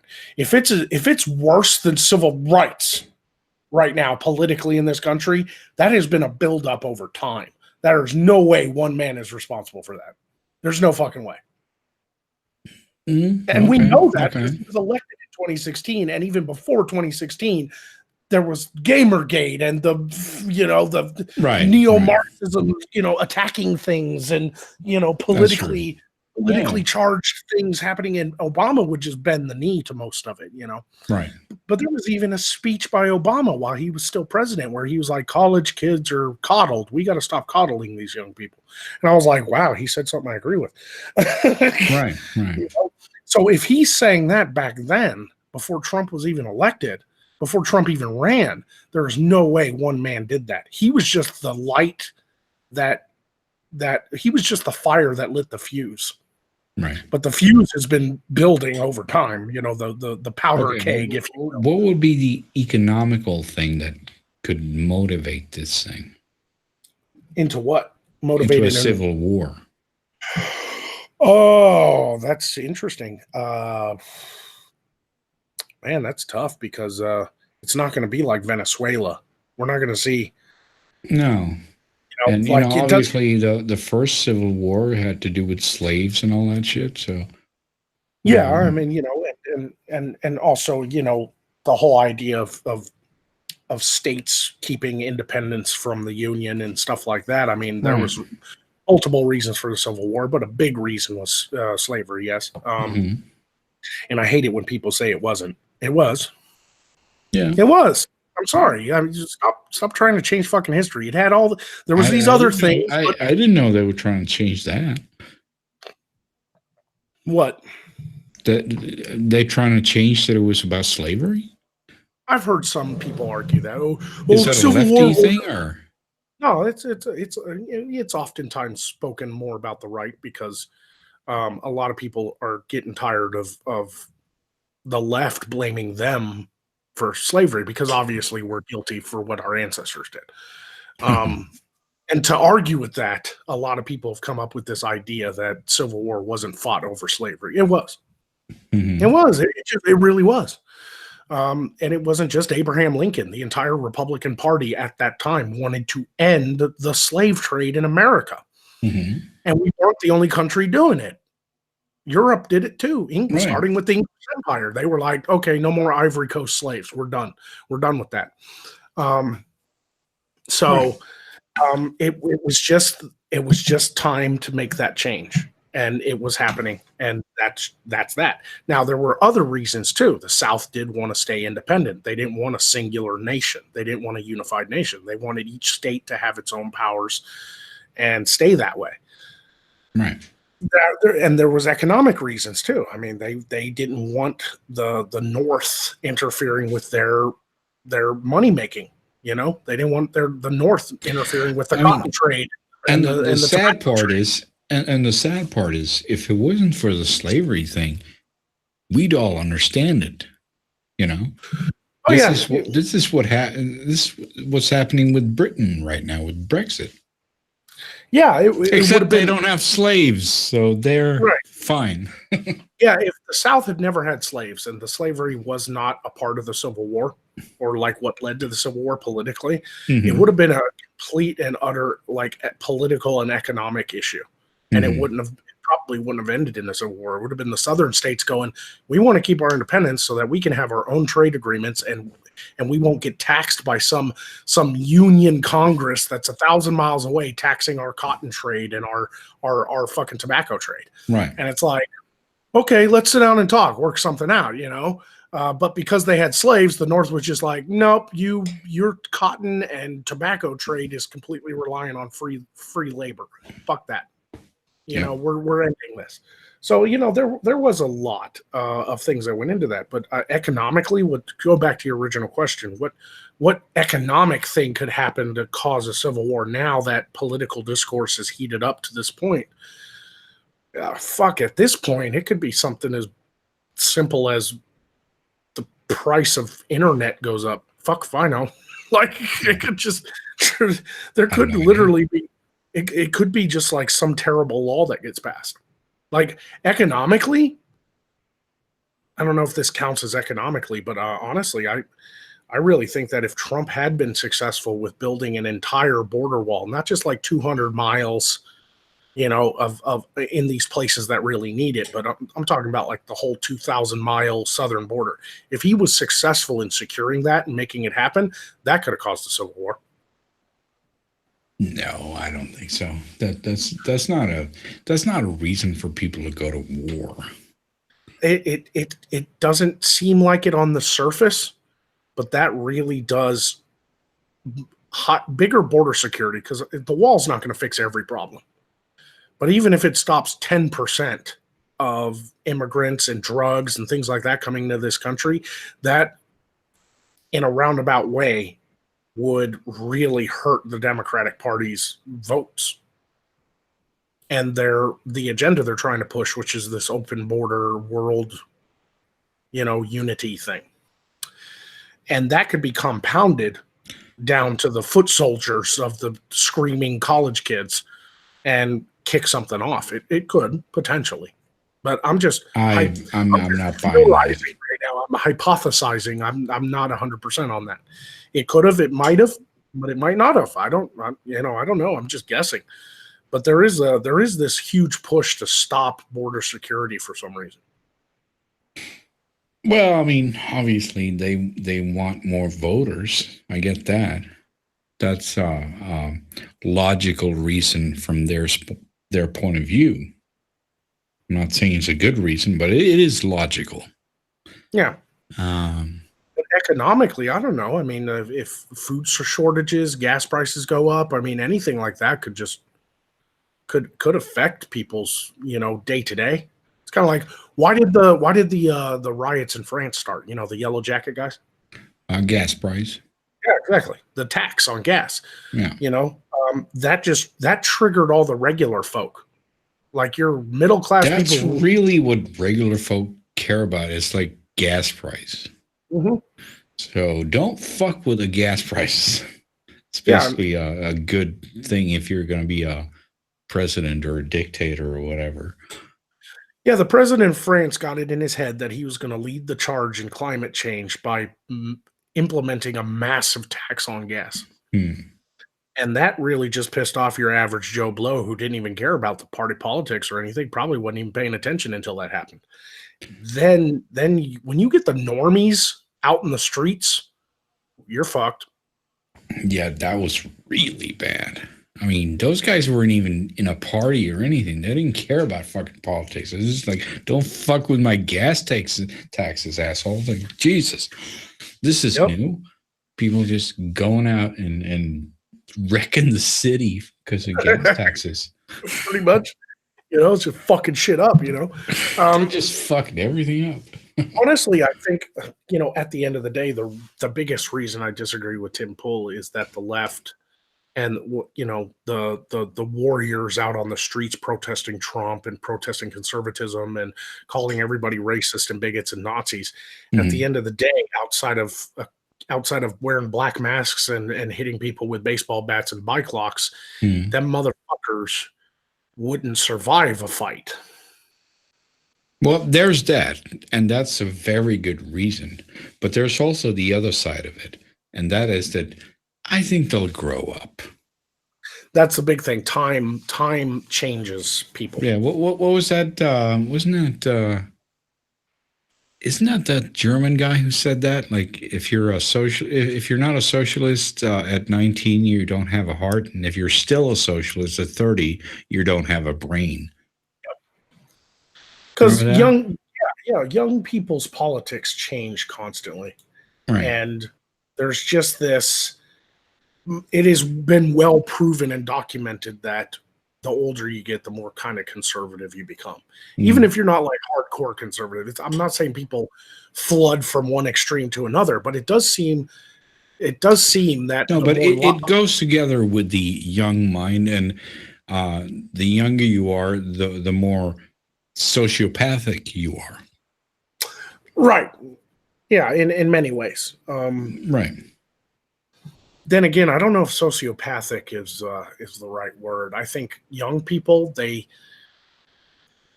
energized. They're young, they're ambitious, they want to change the world, they want to have an effect, they want to be a part of something. But then by the time you hit 30, you're like, I got bills to pay. I don't care about the world. I don't care about what's happening in my life right now. Well, that sounds so defeatist. It's not defeatist. It's what life happens. You get that experience and you start going, okay, I don't care as passionately about the stuff I cared about when I was 19 because I don't know. Okay. I'm just thinking about it's not universal. I'm just thinking about, I'm just trying to draw parallels to myself. And when I was that age, I didn't care. I thought everything that I thought was wrong, I thought should have the death penalty that age. I really did. Yeah, and that's why I believe that 100%. But you're not a leftist activist. See, young kids that are embody the leftist ideology, the reason they push further to the center as they get older, is because the leftist ideology is that ideology of one world, let's change things, let's be an activist, let's protest. It only works if the young person buys into that, though. Not every young person does. I sure shit didn't. But it doesn't matter what they buy into as long as they're that age. No, it's not universal. There's plenty of, like, I was pretty much, because of where I was raised and how I was raised, I was pretty much a young conservative. Mm-hmm. It did, like, I thought some of the kids in my high school walking around with fucking, oh, we're going to get signs and do this thing after school. You guys want to join us? We're going to try to bring world peace. And it's like, no, I'm going to go home and play video games. Go fuck yourself. Like, I don't want to do that. I'm lazy. Yeah, but you're missing my point. I'm saying that that's the way all young people want to, that's what they do. Yeah, I mean, I think I get what you're saying. What you're saying is when you're young, you're more prone, no matter what side you're on, you're more prone to the extreme. Yeah. That's what you're saying. Okay, we're on the same page now. I was kind of misinterpreting. Okay. No, that's definitely true. Like, young people are so easily flaunted, or that's a wrong word. So easily guided to the extremes by older, more experienced and people. I didn't even feel that I was guided. I thought I was like, nobody does. No, I thought I was just getting to that all by myself. Some people do. I mean, it's not like you're dumb and you have an idea shoved into your brain, but things happened in your life that did guide you that way, whether you knew it or not. Of course. But, that's not the way you see it. No, not at the time. You look back on it and go, why the fuck did I do that shit? Yeah, I was not very nice when I was a kid. Yeah, and Furry in the chat says you're also more prone to collectivism. That is true too. There's that. Young people are in constant need of that, like, exposure to other people, that community building. Your brain is still seeking that, Right. And so you got to have friends, and it's the building of your hierarchy within your life. Like, right. you got to have a group of friends. You got to have this. You got to have that. As you get older, you start to realize you don't need that kind of stuff as much. Especially if you get married and you have kids, then you have your family unit. You don't need activism and protest and big groups of friends and 1,000 people who love you on Facebook. You don't need that as much. Yeah. So you are more prone, in a younger, more less developed young person's mind is still kind of seeking that approval and to be a part of a group, right? That collective nature. And that's why the military seeks out such young people. Yeah, that makes sense. You're trained to join the group and follow orders and be a part of a unit than somebody who's 30. Right. Yeah, because that makes sense, because they're probably not in their peak. If they're that young, but they're at their easiest to convince at that point. They're at the point where they're moldable, they're malleable. Yeah. They'd probably be stronger like 3-4 years later, but then they wouldn't be as easily convinced. Yeah, that's why recruiters go to high schools and they're like, I got to get some of these 18-year-olds who don't know what they want to do out of high school, and they're not going to go to college. I got to get these guys hooked, because these 19-year-olds, these 18, 19-year-olds, they can stay in the military for much longer. Mm-hmm. They can, we can mold them into a perfect soldier.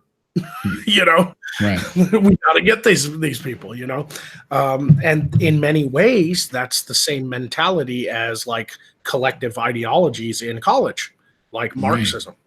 Did you fall for that? Fuck no.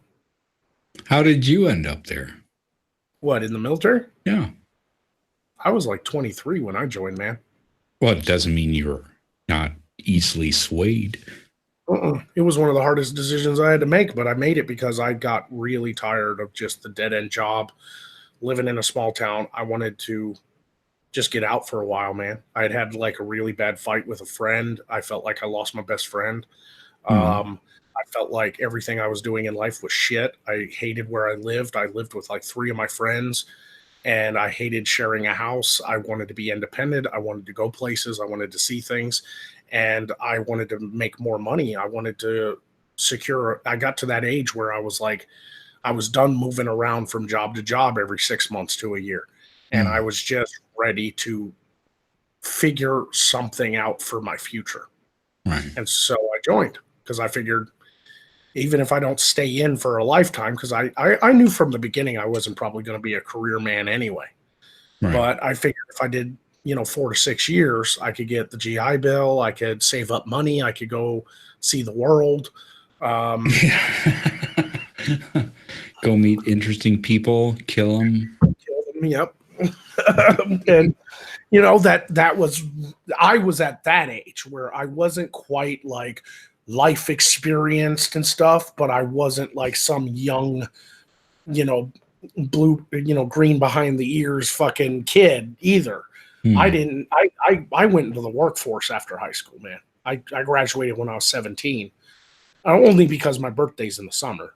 You graduate, you graduate in like May, So I graduated at 17, didn't sign up for any colleges. I was done with school. I was done with classrooms. I was tired of teachers, even though college was supposedly different. I just fucked off and got a job. That's what I did. That's pretty good. I didn't know what I wanted to do, so I just got a job, tried to make money, hanging with my friends, and figured things out until it got to be enough. Yeah. And then they just flew you off to England. Yep. Too bad they didn't get you into the Stargate program. That's what I always say. Yeah, I always wanted to take a fucking wormhole transportation to another world. Yeah. Yeah. I mean, yeah. I guess you just didn't have high enough grades. Yeah, I guess so. That or it doesn't exist. Stop living in a fantasy world, Sorry? Either that or it doesn't exist on Doom. Stop living in a fantasy world. You can't kill my fantasy. I love, like, part of being in the military, you get that sometimes. You run into a civilian and they're like, so, you're in the military. Yeah. What can you tell me about Area 51, man? Wow. Jesus Christ. I've been outside. I can tell you about the outside. Yeah, it's so weird. It's like the moment you join the military, some people believe that like as soon as you join, the government just gives you all the secrets. Yeah, you get a fucking pass. Here you go. Like, you think a truck driver in the military that was a senior airman knows all the secrets? Like, you think they'd tell me where the aliens are buried? I've watched the Janet flights. I know that. Well, fucking idiots. We had a weather station as part of Lakenheath. There was like a big weather, Air Force weather squadron, and they had the big domes and the big satellite dishes and stuff like that. And the civilians that lived off base, the English people, still they were convinced that it was like mind control devices and shit, pumping out like radio waves and shit into their minds nearby. Because it's just big freaky looking weather equipment that they don't understand is just, to keep track of the weather for the airplanes, Right. And they drive by and see the big dishes and the big weird dome things and be like, that's how they control our minds. That's how they control our minds, dude. Do you think if that technology existed, we'd have a 2-party system in America? No. Then we'd all be the Borg. Right? Like you'd land in America to go to Florida on a vacation from England. You'd be an English person. You step off the plane, and every American you meet would be like, "Welcome to the United States. We are American. Thank you for coming. Join us." Like one of us. Oh man. It's like, and that's the way they see Trump too, isn't it? Like they think he's got like a mind ray and like world-ending devices. Like he's straight up in their mind, he's a Bond villain. I think so. I think you should roll with that meme too. Just like right before he leaves the White House, whether it's 2 years from now or 4 years from now, right when he leaves the White House, he should get a picture with him sitting in the presidential chair and a cat in his lap. Like, yeah, the white Just one with the Blofeld cat. Right. Big fluffy white cats just stare straight into the camera, petting the cat's head. Big fucking cigar. Right. I really wish he was like, I could just imagine like somebody from Congress comes walking in. Oh, Trump can't be that bad. I'm gonna go talk to him. He's invited us to the White House. I'm gonna go talk to him about this bill. And they're like, okay, be careful. It's like, oh, come on, guys. Like, don't buy into what the media is selling you. Then the congressman shows up to the Oval Office and they're like, he's here, Mr. President. Send him in. And the fucking door opens and they're like, right this way, sir. Thank you. Congressman walks in and all of a sudden the chair's like facing the window, you know, like you can't see Trump. It's, you know, and all of a sudden it just like swivels around and he's got a cat and he's like, welcome, Mr. Congressman. What do you want me to do? I want you to die. Oh, no, Mr. Bond. I expect you to die.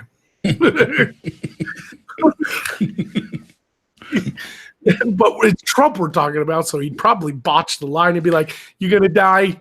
Your death is going to be huge. Your death is going to be huge. It's going to be the biggest death ever. It's going to be huge. It's going to be great. You're going to have a great death. It's gonna be huge. You can't sound like you can't be a Bond villain when you talk like that. I'm sorry. Like that is a big problem. Give him way too much fucking credit. That is a big problem in their narrative. Yeah. He doesn't have a Bond villain voice. Yeah, you know, he doesn't have the cat. He doesn't like man, it's like even if he was a Bond villain, would people even understand what he was saying? He'd come out and be like, we have a device. It's a device. It's up in space. It can destroy a lot of things. A lot of things. It could destroy. It's huge. It's massive. It's huge. It can destroy things. The fuck is he saying? What the hell is going on? Going on about it's huge. It's devastating. Dude, nobody's going to mess with America ever again. We've got a laser. It's the best laser. It's the greatest laser I've ever seen, folks. And let me tell you, I have seen a lot of lasers. I've seen them all.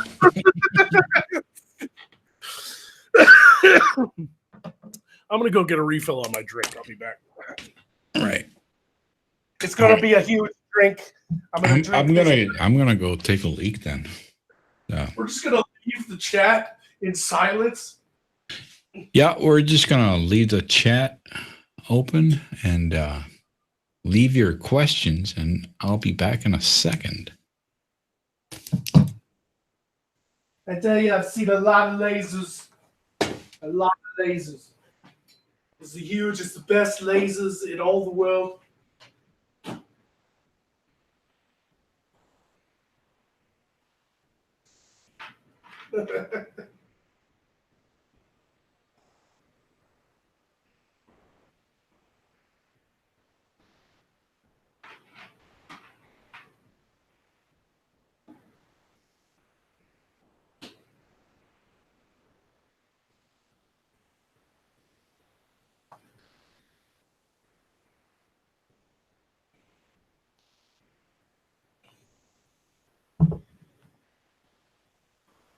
It's going to be huge.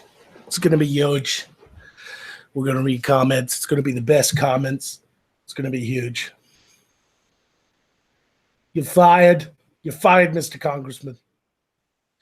It's a terrible Trump impression. Fucking terrible.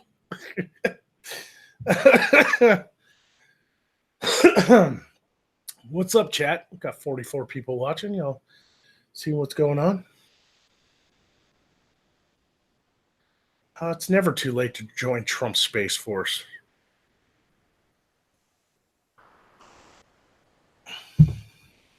I just want, like, Trump, like, when he's finally out of office and he's not president anymore, I want Trump to do audiobooks. Like, that would be the greatest, you know? Like, could you imagine him reading scripts for movies? Like, could you imagine like Trump narrates Star Wars? You know, I'm your father, Luke. Let's rule the galaxy like father and son. It's going to be great. It's going to be great. It's going to be huge.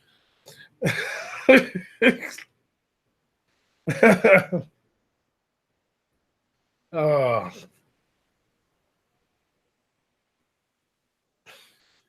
You should do audiobooks of your books. Oh, God. I got to find somebody who could do like a great Trump impression just so I could be like, Magog, you're the best wizard. The necromancer, I love the thing. It's all the great things. You're making wizardry great again. It's not like Harry Potter. Harry Potter is like Harry Potter's a Democrat.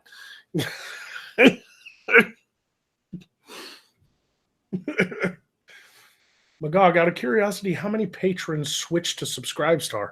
I don't know, like 42 or something like that. Definitely not the couple hundred I had before, but then again, I lost a lot of those anyway, because they just, a lot of people left Patreon. A lot of people didn't. I mean, don't get me wrong. I was still at like 1,200 a month over there, but I just can't do business with them anymore. I can't bring myself to do it.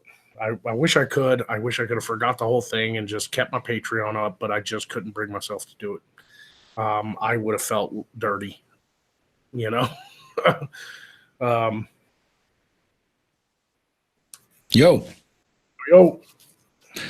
you doing? Good. Got yourself a super chat there. Right. I didn't want to read it. I figured this is your stream. Yep. Ethan Long says, speaking of Trump, any thoughts of his temporary truce to open the government? I think we touched on that a little bit. He kind of caved on the whole wall thing, didn't he? Yeah. I don't really know how to say that's good or bad.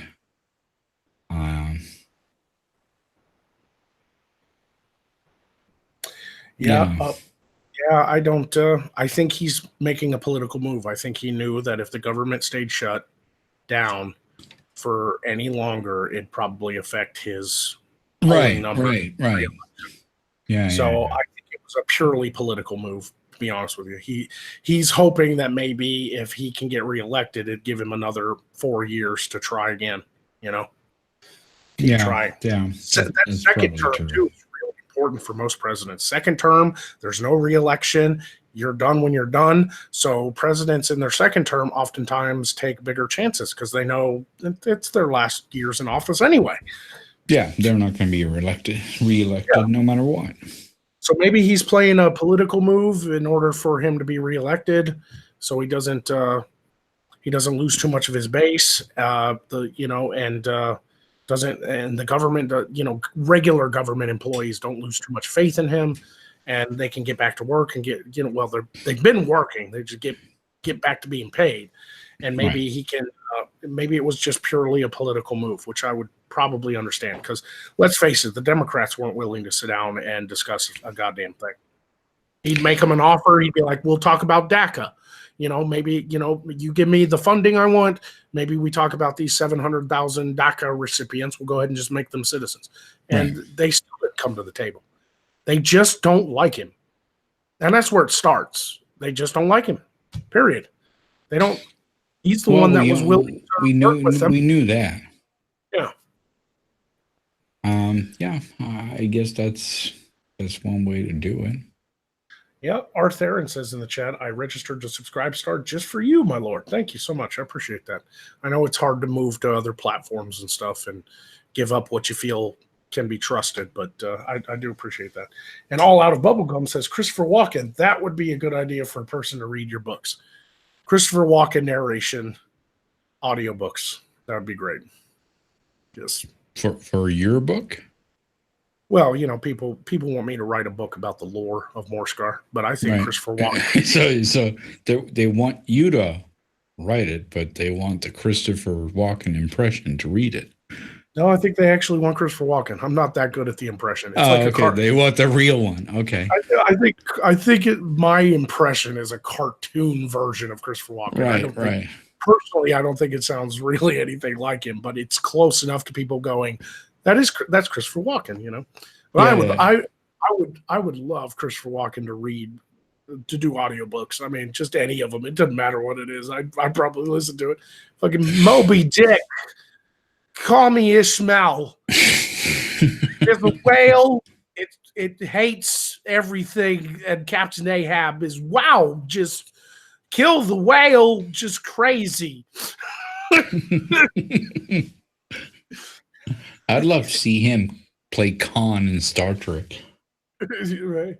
I don't really know too many of the lines from that to do the impression, but I think it's like if my heart were a cannon, I would have shot my heart upon it or some shit. My heart was a cannon. I would have shot my heart upon it. Bloody and gore everywhere. Brutal fucking shit, man. Yeah, be really disgusting and stuff. Like you read just like random movie quotes, best movie quotes in the world. Just ask Christopher Walken. Just the greatest trick the devil ever pulled was convincing the world that he didn't exist. You know, he's gone. He's not there. He's a ghost. Gone.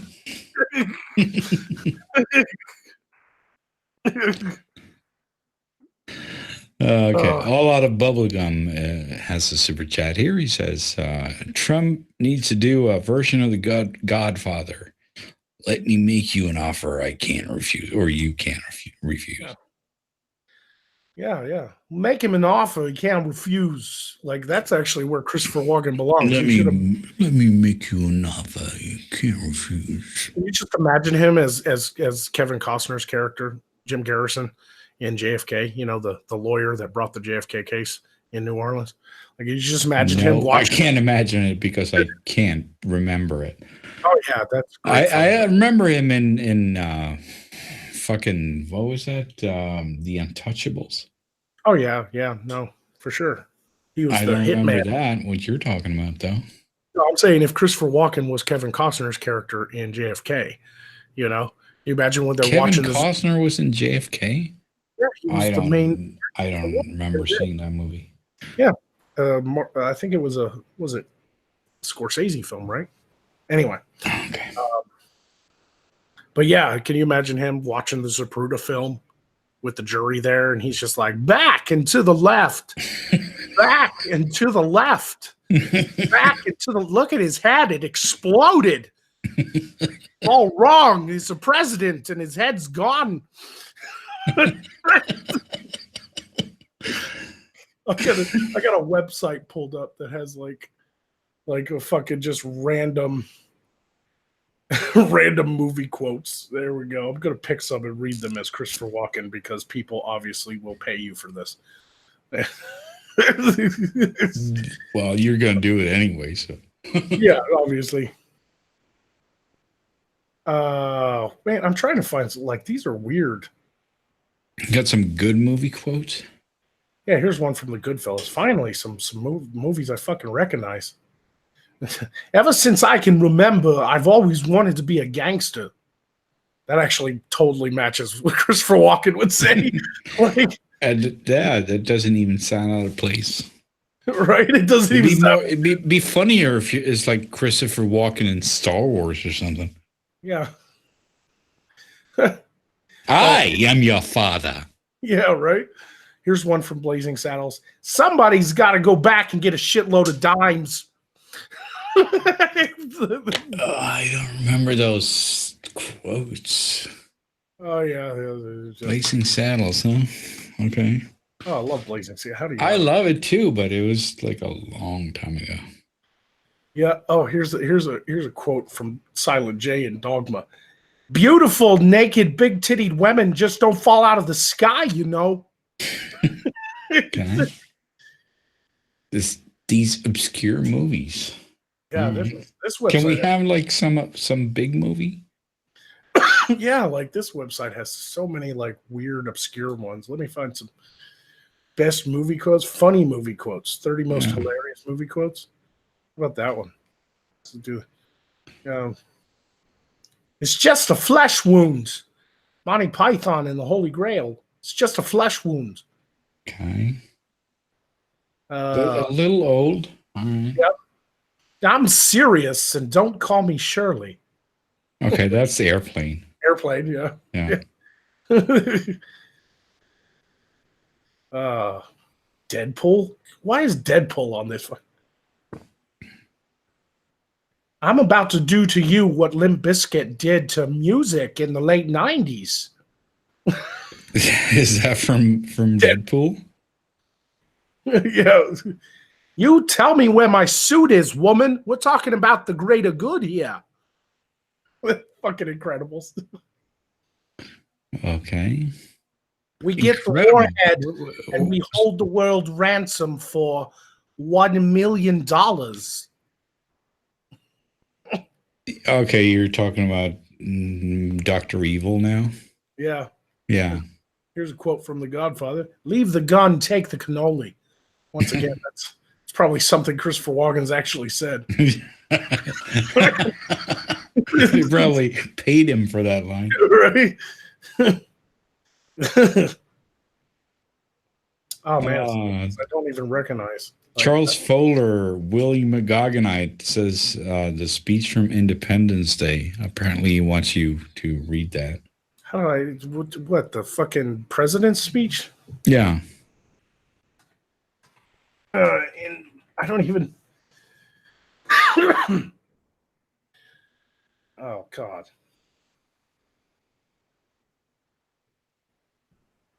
Oh, man, that's okay. Yeah, it's not that long. Good morning. In less than an hour, aircraft from here will join others from around the world. And you will be launching the largest aerial battle in this history of mankind. Mankind. That word should have new meaning for us today. We can't be consumed by our petty differences anymore. We will be united in our common interests. Perhaps it's fate that today is the 4th of July, and you will once again be fighting for our freedom, not from tyranny, oppression, or persecution, but from annihilation.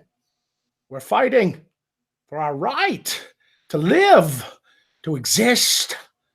You should win the day. The 4th of July will no longer be known as just an American holiday, but as the day when the world declared in one voice, we will not go quietly into the night. We will not vanish without a fight. We're going to live on. We're going to survive. Today we celebrate our Independence Day. It's so hard to do. It's so fucking hard to do. I suck at this. That's certainly 1,000 times better than I could do. You should try it in Arnold Schwarzenegger voice.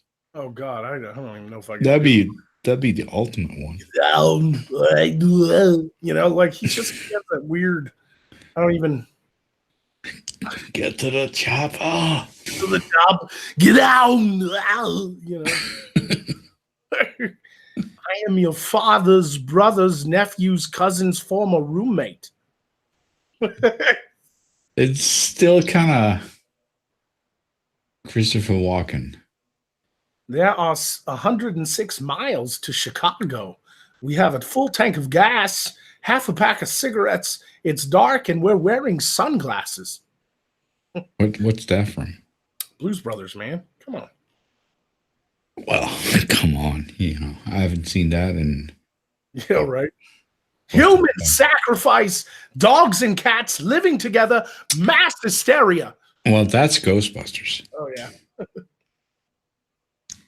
That is Ghostbusters. And that ain't no reboot. No. What do you think about the big announcement that it's going to be? There's going to be a new Ghostbusters. The reboot? Yeah, it's gonna. No, it's not a reboot.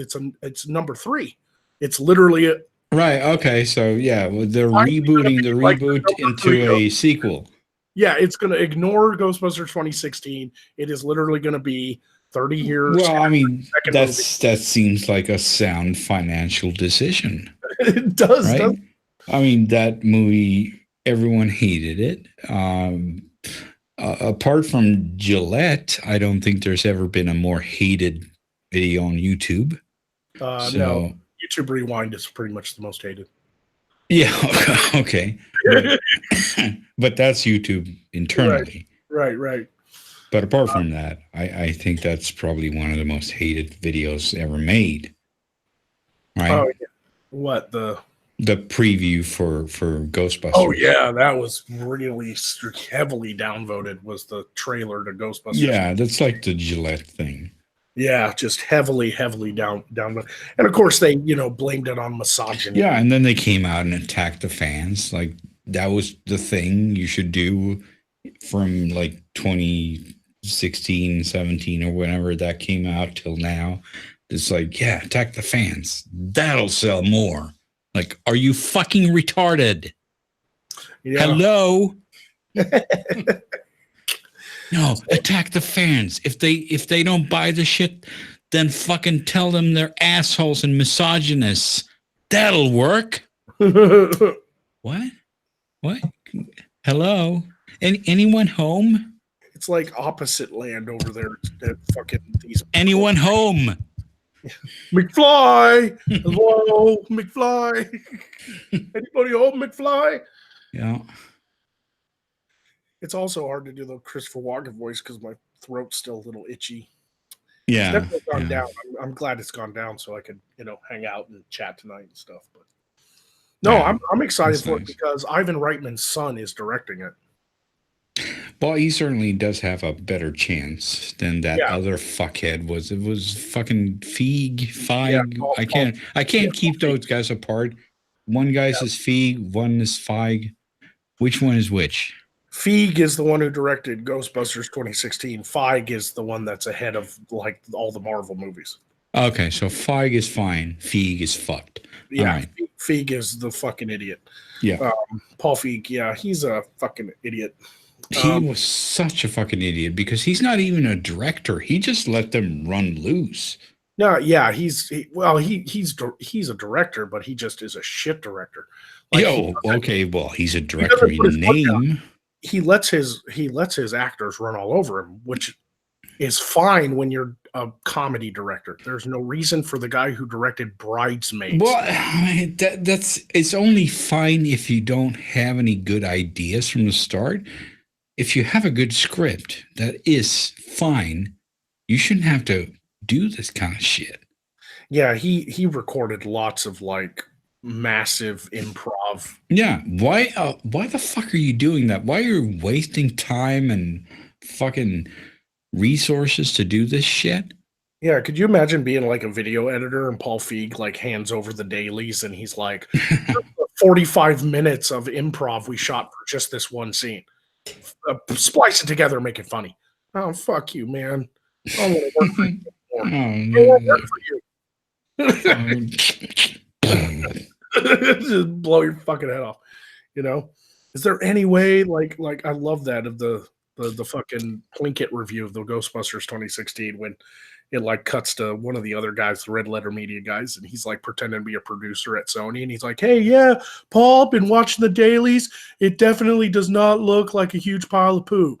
Like, here's what I need. I need it to look like a huge pile of poo. So how about you up that saturation, huh? So maybe people won't notice if it's all bright and colorful. People won't notice how unfunny it is."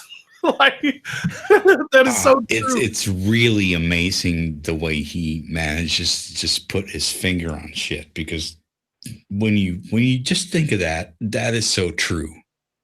There is a huge amount of fucking saturation in that movie for no reason, because it's not even in fashion. Yeah, it's like an over. This is fucking 20. This was done in 2016 or something, and it's like. Saturation was fucking out of the picture years ago. This is in the 2000s in CSI you'd have a fuck ton of saturation. Right? What are you doing? This is now. It's not then. Yeah, stop this shit, Hollywood. Stop it. Well, what they do is they oversaturate in order to create like a visual comedy, which works for animated films, obviously bright colors and such things. But stop oversaturating live action movies, will you? Fucking, that was one of my problems with Teenage Mutant Ninja Turtle remakes too. On a technical basis, like there's other problems script wise and all that stuff. But I'm watching this movie going, these turtles live in a sewer. Why does the sewer look like a Christmas tree? Like why are the fucking lights everywhere? Why is everything so bright? Fucking green and purples and all kinds of oversaturated fucking colors. Stop it. Stop this shit. Fucking hell. That's true. That's true. I really am excited for the new Ghostbusters. But what's worse is what's kind of funny about it, because I love watching this shit unfold. But what's also kind of terrible about it, because they're trying to assassinate it. A lot of people are trying to assassinate it. Is here's the son of the guy who literally like wrote and directed the first movies. Like this kid has grown up like as the #1 Ghostbusters fan. He can remember showing up on set during the filming of the first Ghostbusters with his father and sitting there watching him direct it and everything. He has grown up with Ghostbusters. If anybody can do a good Ghostbusters continuation and hand off the property, hand off the Ghostbusters technology and stuff from the old guys to some new generation and start an actual like franchise again, like a new franchise, it should be Jason Reitman. It should be the son of the original guy. And here's Leslie Jones and all the people that were in the 2016 Ghostbusters hitting social media going, oh, they're just trying to assassinate us women from ever doing anything again. Oh yeah. That was precious, wasn't it? Like, oh yeah. It's like, oh, you're just a bunch of misogynists complaining about, we're doing a new female Ghostbusters. Don't worry about your old films. They'll still be there. They're just there. And then but that's also next time they're, and then her next comment is like, it's like you're erasing us. Yeah. You saw that, right? That's what I want. That's what we want, is for us to never think of that movie again. Well, that's true, but that's not really her point. No, her point is you're erasing women from, important movie roles and so on and so forth, No, we're just erasing that fucking movie. And you erased Ghostbusters 1 and 2. So fuck you straight up the ass. Now hard, and let's analyze that. Yeah. Now here, I'm going to tell a little story here. And it's going to be a quick story because I don't want people to be like, oh, just Magog talks too goddamn much. Okay.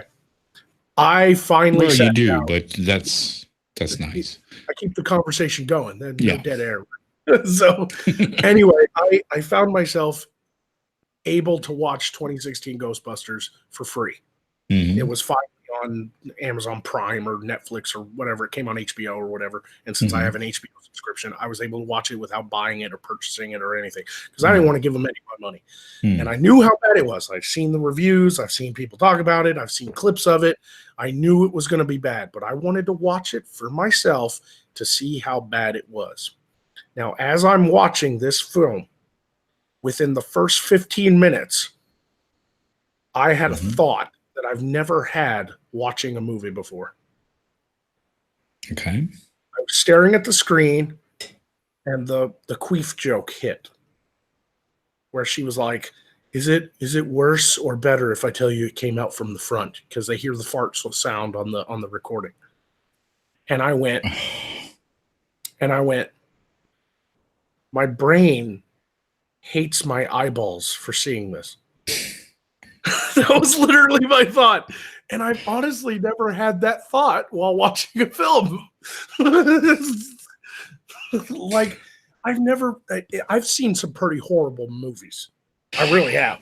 I have, but very few times, no matter how bad the movie is, there's only been like, I can count on my hands how many times I've turned off a movie without finishing it. Because usually, if it's terrible, I want to finish it so that I can completely have a full analysis in my head.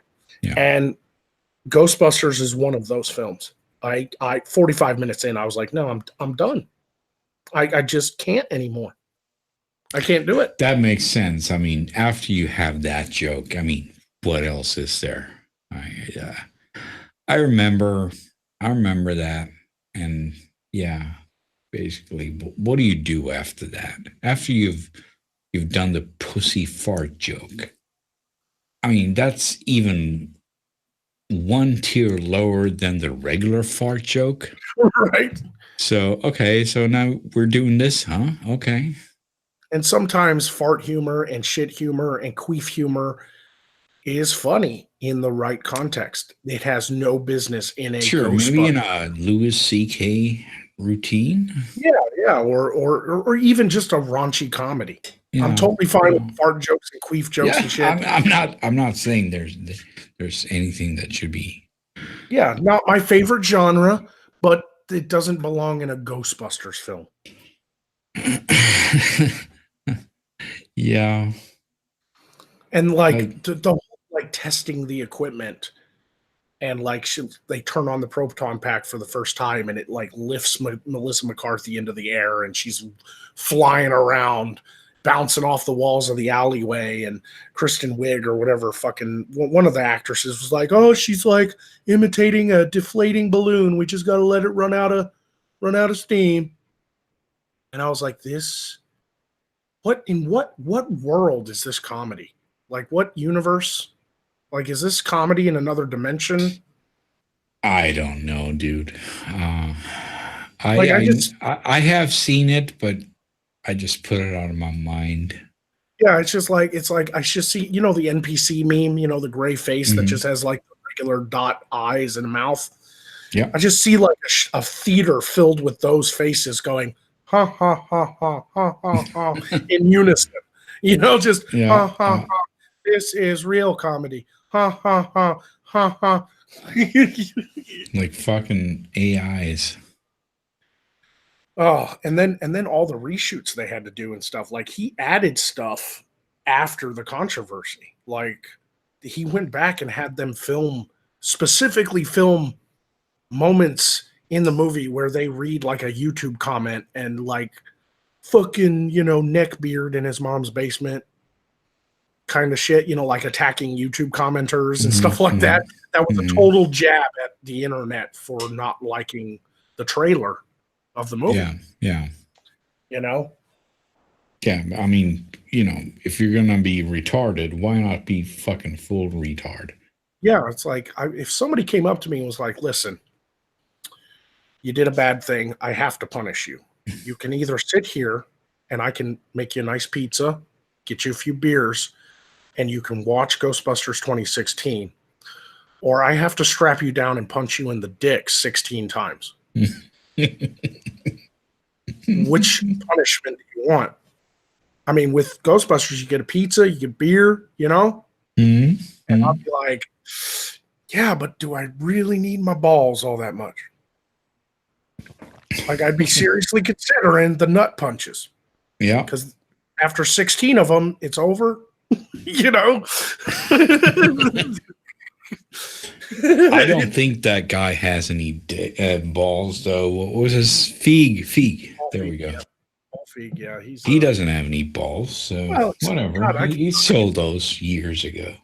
Like, I could talk movies too, like big time, because like you already know, because I'm sure I've brought it up on previous streams. Sometimes I forget what we've talked about all this time, but right. I watched The Force Awakens on the airplane to VidCon. It was a 3-hour flight, so I figured I haven't seen it yet. It's a 2.5-hour long movie. I get through the movie, the flight's almost over. Like, it'll really help me get through this flight, especially since I was crammed in economics or economy. I was crammed in the economics section. I was flying economy, and it made the flight longer. Oh. Like, I'm watching Star Wars, and then I'd look at the clock and go, this fucking thing done yet? It ain't done yet. It's only been 20 minutes. I swear to God, as soon as I hit the button to hit play for Star Wars Force Awakens, the stewardess was like, went up to the pilots, was like, somebody's watching Star Wars, slow it down. Okay. Let's get there slower.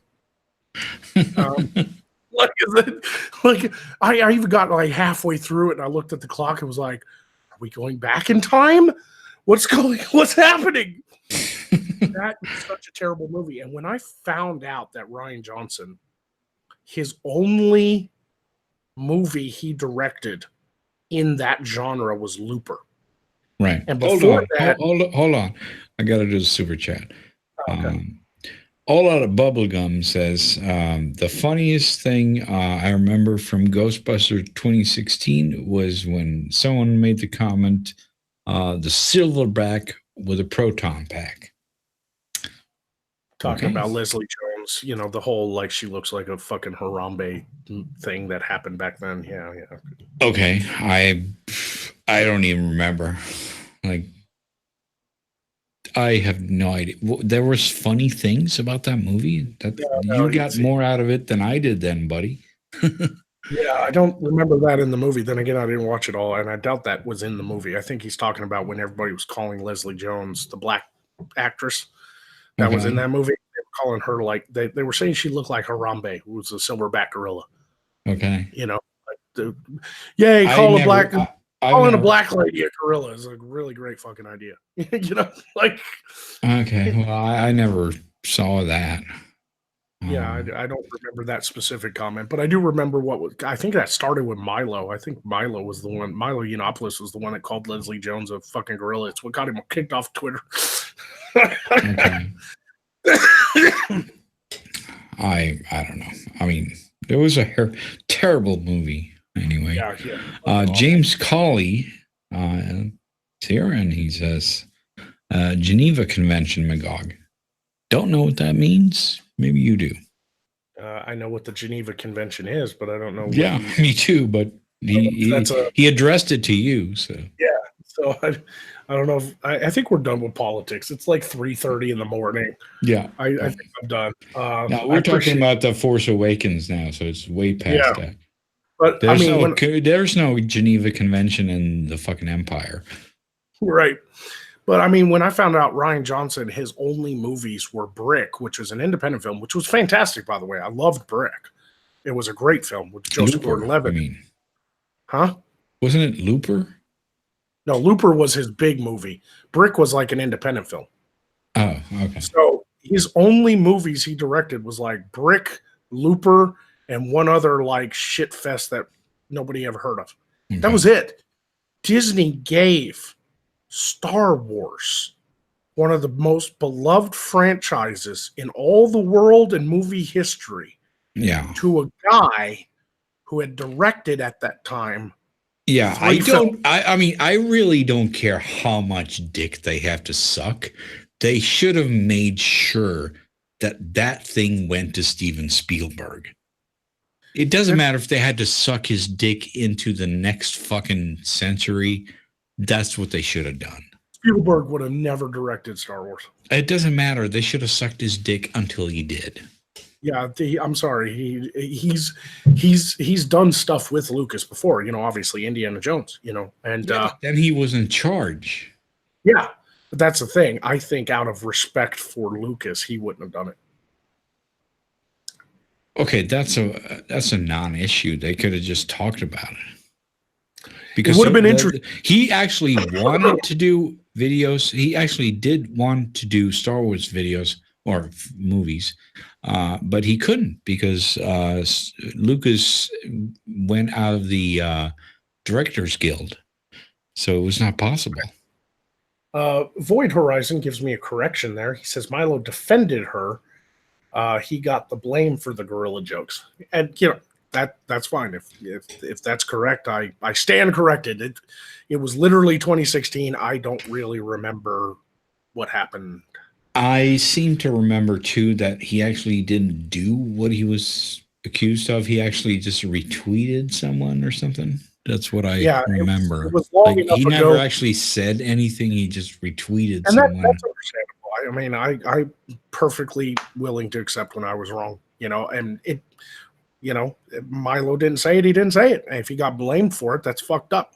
But I I was only recalling basically what I can remember. But God, that was 2 years ago. I mean, it's just kind of a fuzzy memory back. Yeah, it's it a very was a couple of fuzzy years, memory. couple of years remember- ago. But I seem to remember that he didn't actually say anything. That he was actually blamed for a retweet.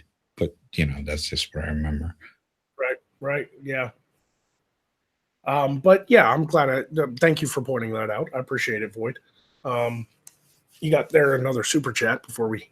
Yep, James Cawley. Having to watch Ghostbusters 2016 or the new Star Wars for punishment should be against the Geneva Convention.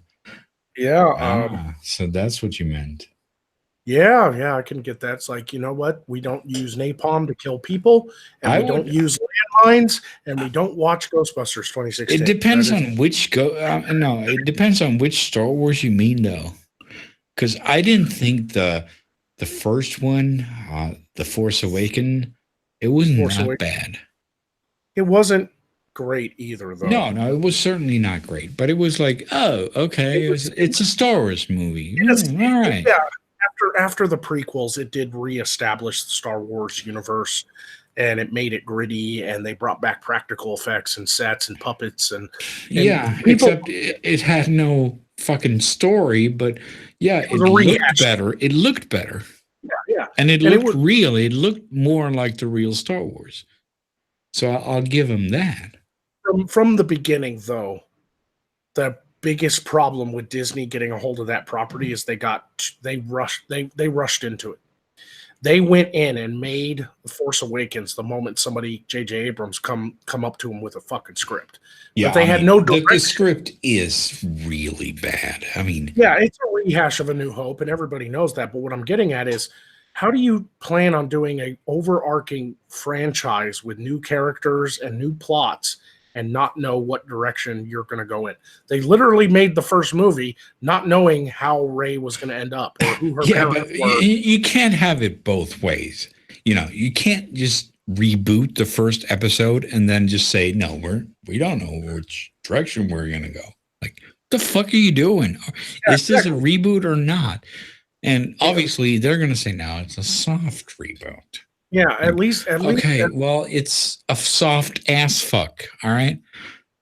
Exactly. I mean, at least when Lucas made A New Hope, he had 5 and 6 already planned out. He had 1 through 6 already. I mean, that's why he started with 4, because he knew he couldn't do 1 through 3. I'm not sure that's exactly true, but sure, let's go with that. I mean, I think a lot of the details he did on the fly when he did the prequels, but he's always had an idea of what he wanted to do with all the characters. Like, he's always had those ideas in his head, right? It's a little bit of a marketing thing, but at least he's Lucas. He's the fucking inventor. Yeah. But what I'm saying is they made that movie not even knowing what the next step was going to be. Yeah, that's and even I didn't mind too much that it was very much like A New Hope.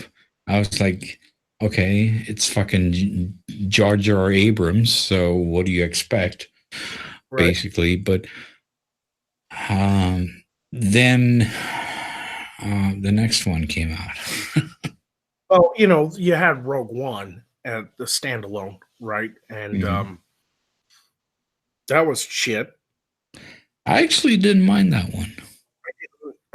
We probably have different ideas on that one. That I didn't think it was terrible. It just there was so much in it that just it felt like they were so close to making something truly great as a standalone story, and yet they flooded it with all the fan stuff. Like, oh, we got to have TIE fighters. Oh, we got to have AT-AT walkers. Oh, we got to have, let's have a cameo, C-3PO and R2, and have a weird fucking, uncanny valley Peter Cushing, Grand Moff Tarkin come back. And, let's have this young Carrie Fisher at the end, Princess Leia and all this stuff. And it's just like why? Like, it was so flooded with that kind of shit, They even had like that butt-faced alien and the guy with the fucked up face that was in the, in the first movie. Like, he doesn't like you. Like, they bump into him on the streets. Like, Yeah, like really? kind of. Yeah, sure. Okay, that's silly. That's And silly. then all the characters really But all they did have Darth Vader. yeah, And that's really all you want in a Star Wars movie. I don't care about the other shit. I just want more Darth Vader. Can we get a fucking Darth Vader movie?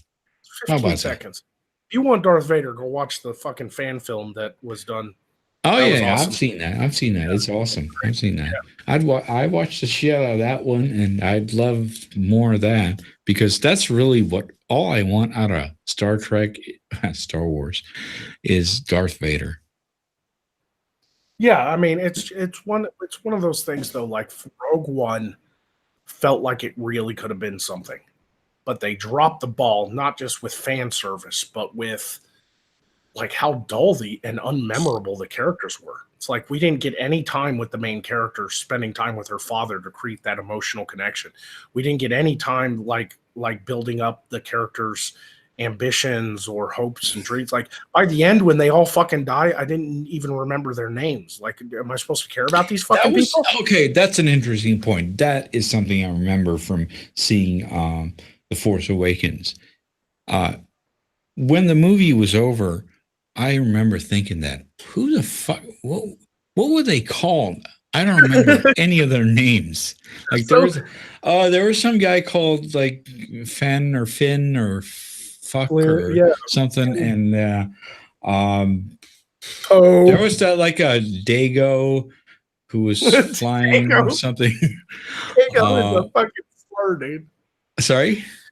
Dago is a slur. That's fucking Italian. You Dago cocksucker. Yeah, I know, but I couldn't remember his name. He looked like a Dago. He just looked like a Dago. What do I look like, Undoomed? You look like a wop. You look like I don't know. Like, what is the slur for Vikings?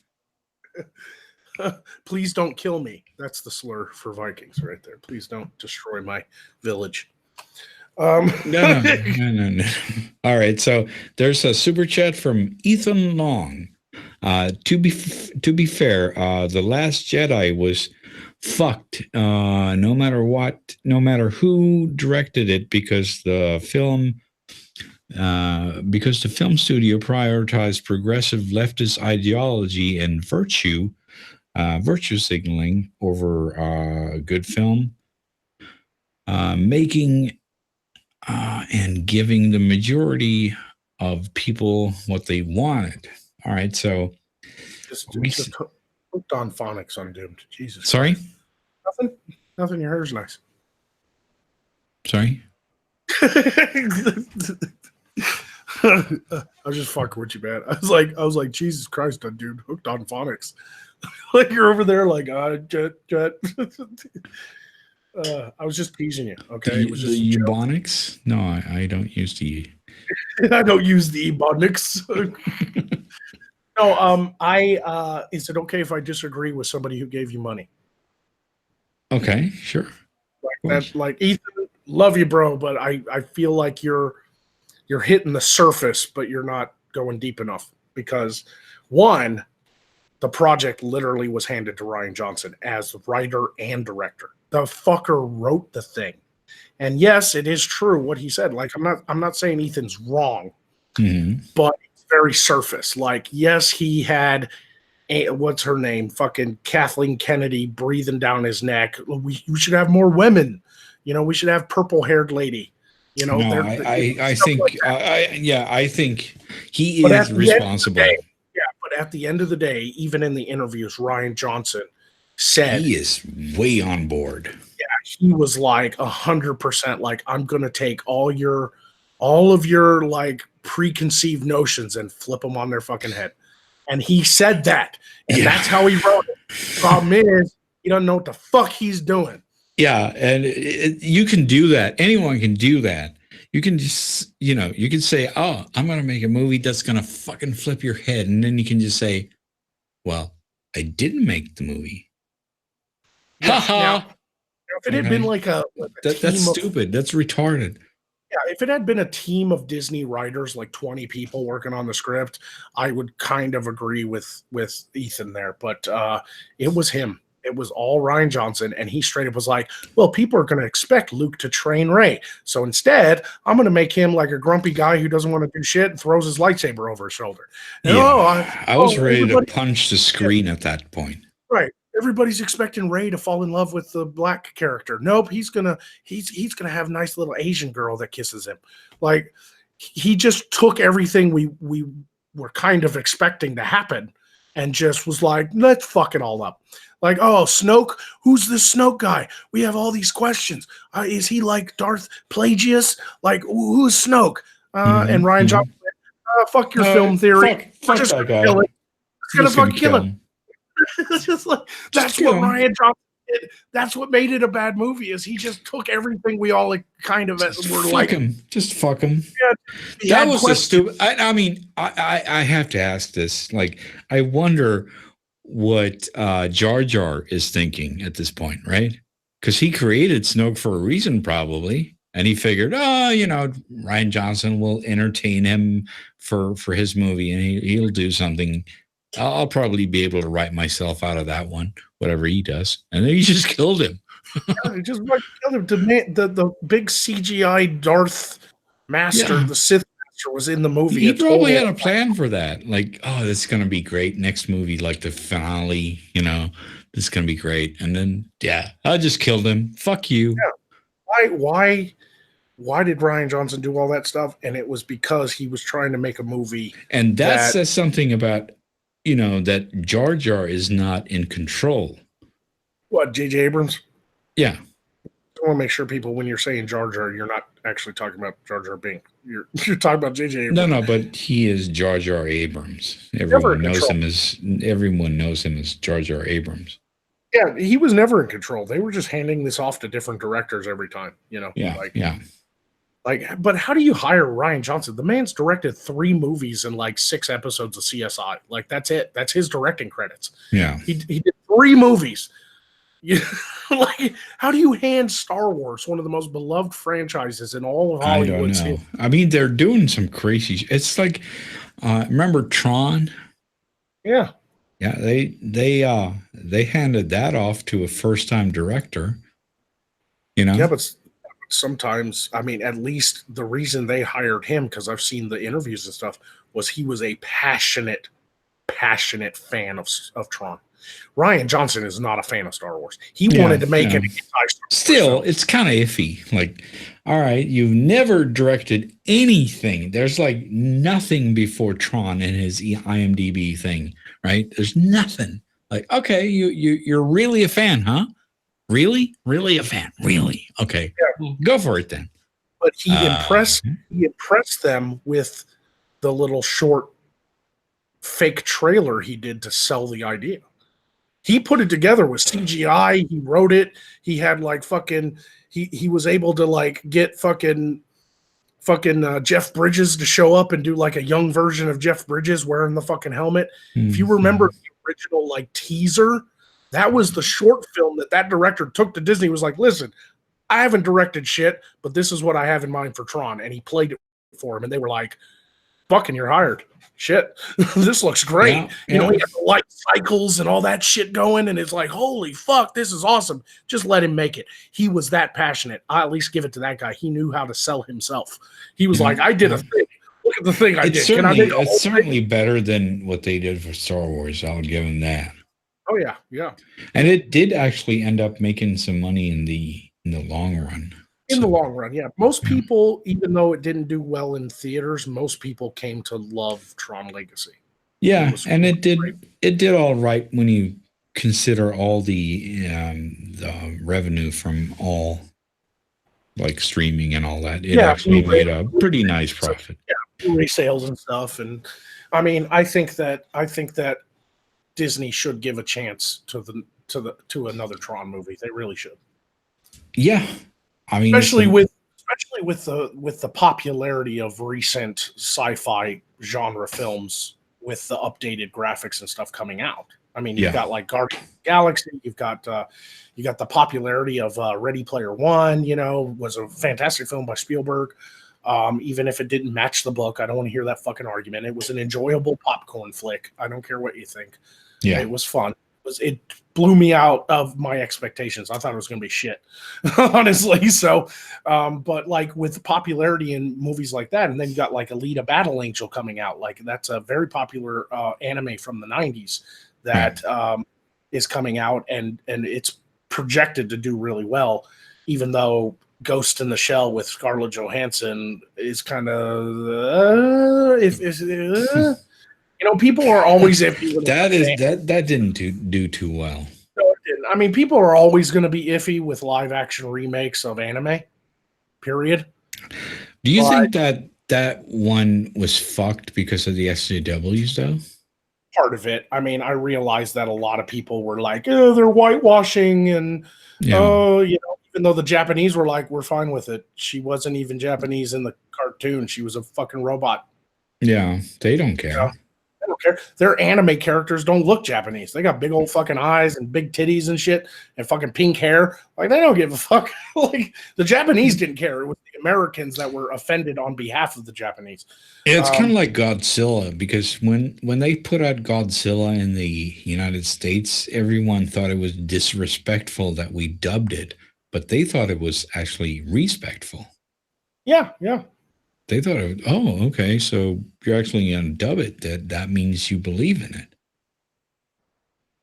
Yeah. All out of bubblegum says, how much money was spent on the sea cow tit? 100,000 plus? Like that scene with Luke milking the fucking monster titty and then drinking it. That's one of the most horrible experiences of my movie-going life. My God. Yeah, let's see here. We got super chat from Miss Murderers. And by the way, Magog sent you a video for that a video that for laws. I got Andy Worski to hit a trap. He had no idea the whole time. What, the whole like Twitter exchange with him wanting to smash lo-fi? Like, I've already seen it. But thank you, Miss Murder, and thank you for donating to Undoomed Show.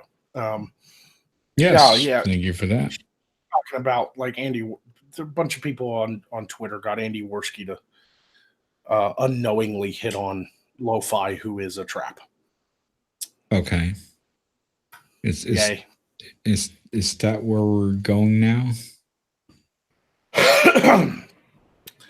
It's just for the lulz. It is kind of funny to see him, be like, I'd smash that pussy. And it's like, dude, she's got a dick. Yeah. Okay. It's just, But I'm distancing myself because they tried to drag me back into the blood sport stuff this week. And I vented a little on Twitter, and that was it. That was the end for me. I'm not engaging with them anymore.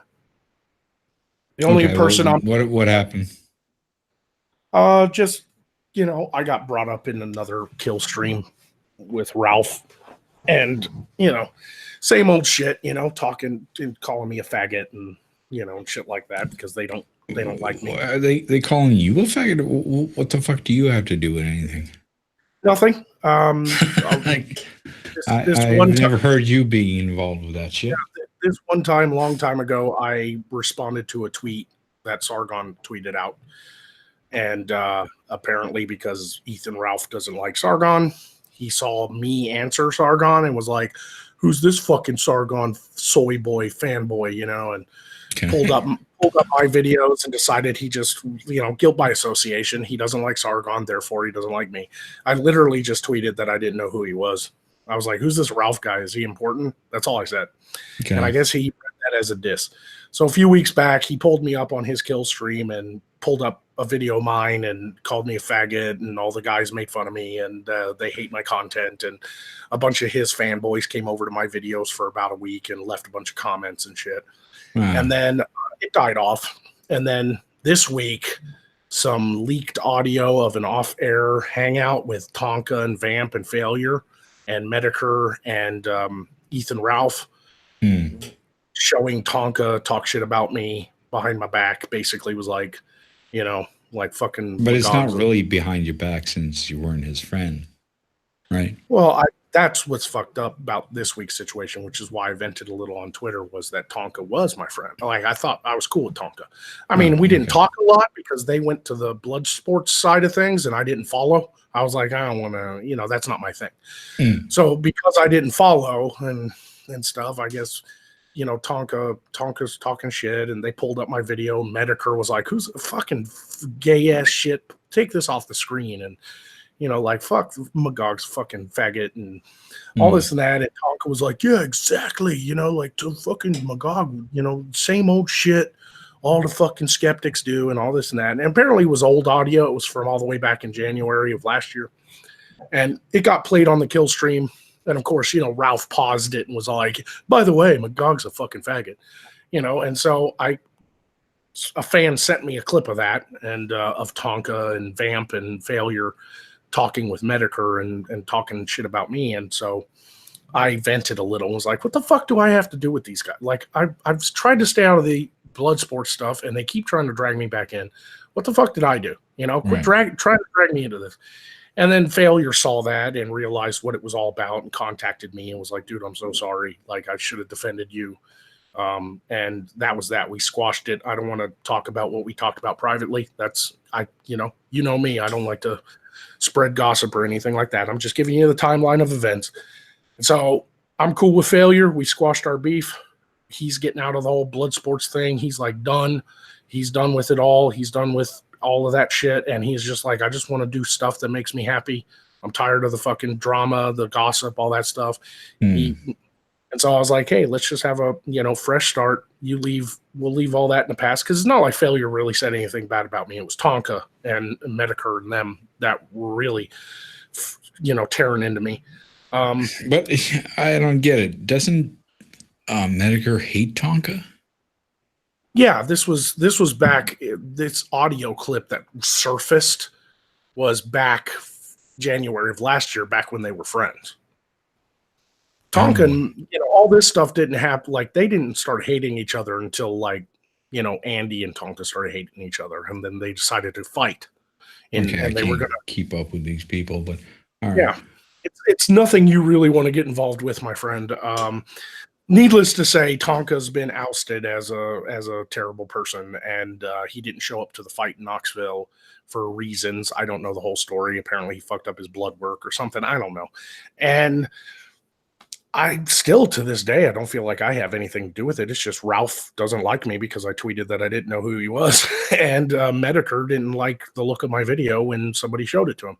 And they all fucking called me a tranny faggot who got into his mama's makeup and, stuff like that. And, typically I don't give a fuck about shit like that. It was the reason I vented a little on Twitter was because to hear Tonka say that kind of shit, and Vamp, who used to be on SideQuest back when we first started SideQuest season 1, kind of sucked to hear people I thought I was cool with talk like that about me, Yeah.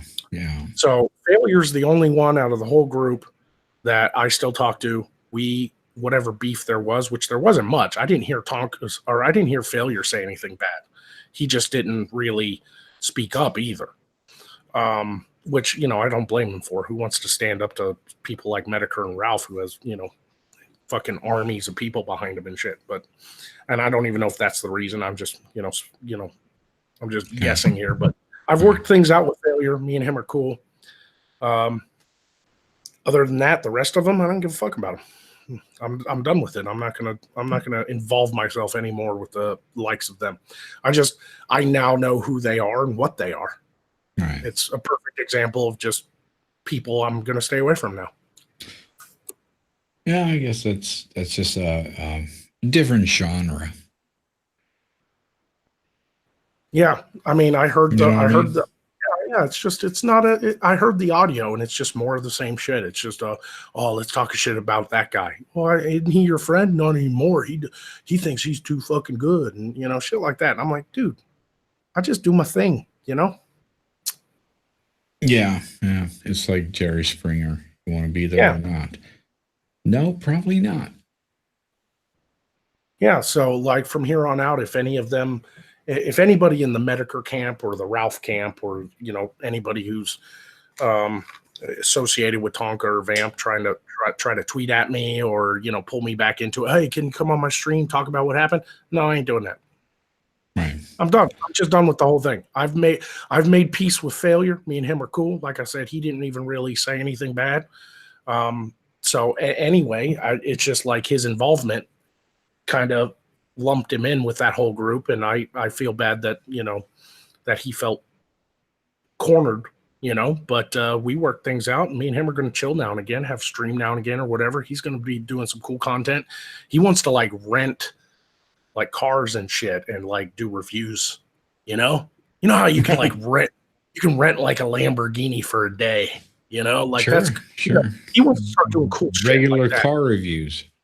Yeah, he wants to start doing cool shit like that and like watch funny commercials and respond to them. And like he's going back to his roots, man. He's done with the whole thing. He's done with it all, man. I guess he got blinded by super chat money. No. I mean, I don't want to. Once again, I don't want to give away anything that me and him talked about privately. But between me and you, I can tell you off air. But trust me, it wasn't. It wasn't that. Okay, I guess that's. If you think it was, if you can't talk about it, you can't talk about it. Not live. I mean, if it, you know, I know that failure would be okay with me telling you some things in regards to stuff like that. Nothing personal. Just stop talking, asshole. It's not gonna happen. You're just gonna you're just gonna get everyone blue balls. No, like when you said blinded by the super chat money, I don't think that's accurate. Is all I'm saying. Okay. Based on what he's told me, I don't think that's accurate necessarily. Now, with some people, I mean, that's true. I mean, let's face it, the blood sport stuff isn't my thing. It's not your thing. I never wanted to be a part of that stuff, but kind of understand why they did it. It's pretty lucrative. People love that shit. Yeah. You know? Yeah. I mean, that's the way it is. That's something you can do for sure. Yeah. Yeah, it's not something that I personally want to do, but I'm just not into that stuff, man. It's like I just like having fun. Me and you've talked about that. I like talking movies. I like doing the stuff as Magog, making fun of something.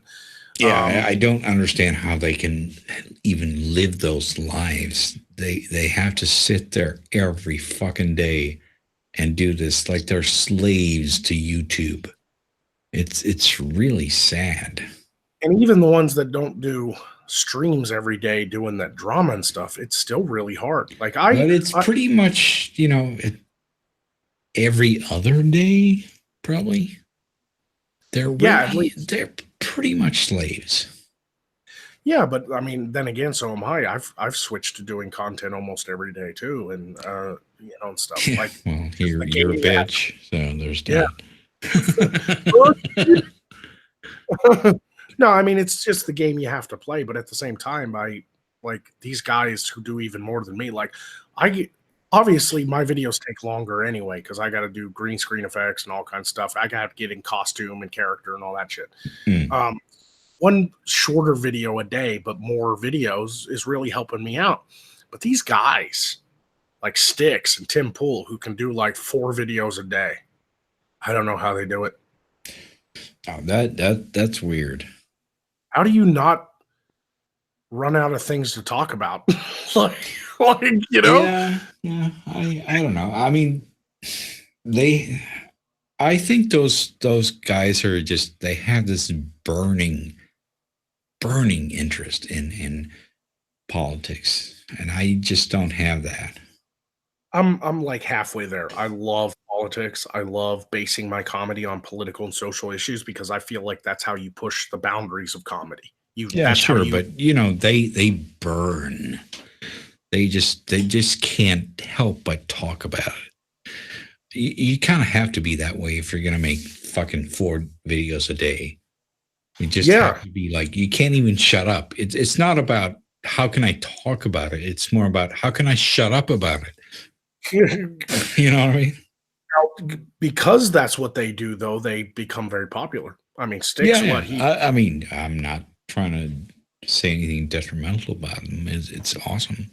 Yeah, I mean, there's something content that I watch because I can always rely on 2 or 3 videos to listen to while I'm driving or something, you know? Like, I just Yeah, like yeah. I I can mean, always I'm rely not. I'm not saying that's bad. It's. I guess it's what I'm saying. It's more like if you're just gonna do like what we're doing right now for 8 hours a day every day, then maybe that's not such an admirable thing. No, it's fucking crazy if you think about it. Like, we're just chilling and talking about all kinds of different things. I mean, we've covered the gambit. We started talking off about Patreon, and then we got into politics, then we got into like Venezuela and shit, and Mhm. now we got into talking about movies like fucking Ghostbusters and Star Wars, and now here we are talking about internet blood sports and shit. We just ramble because you and I just get along. Like Yeah, it's cool. yeah, yeah. If you called me one day and was like, dude, I really love the unprofessional stuff we do. Let's do it every day. I'd be like, fuck you.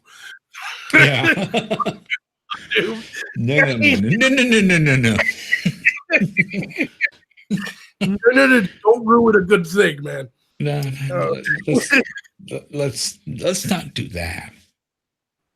I really don't like. I can almost get how Tim Pool and Sticks do their thing because they find the topics they want to talk about. They record all at once, split it up into videos, and upload it, and they're done. And Tim Pool does a lot more research and stuff too. Sticks is more of a commentator, which he does research too. I'm not degrading him, but Tim, he has like multiple channels, and he does a lot of like on the ground stuff because he's a more dedicated journalist type, which is why I like some of his content. But I can, even then, with the amount of work they put into their videos, I can almost understand how they're able to do it. I don't understand how people can get on a stream for 8 hours straight every day and talk about other people they don't like constantly. I really don't know how they do it. No, exactly. I mean, that's what I'm saying. I mean, I think that's really what it is. It's not how they can talk about it. It's how can they shut up about it? They Sticks and Tim, they really love talking about it, and they could talk about it, till you fucking sock them in the head. They will just talk about it. So it's what they do, right? But sitting for 8 hours a day to just get super chats enough to pay your rent by talking about how you hate someone. Okay, well, I have an even more strenuous query. How is it that thousands of people can watch live for that long too? Like, how are people that interested in it?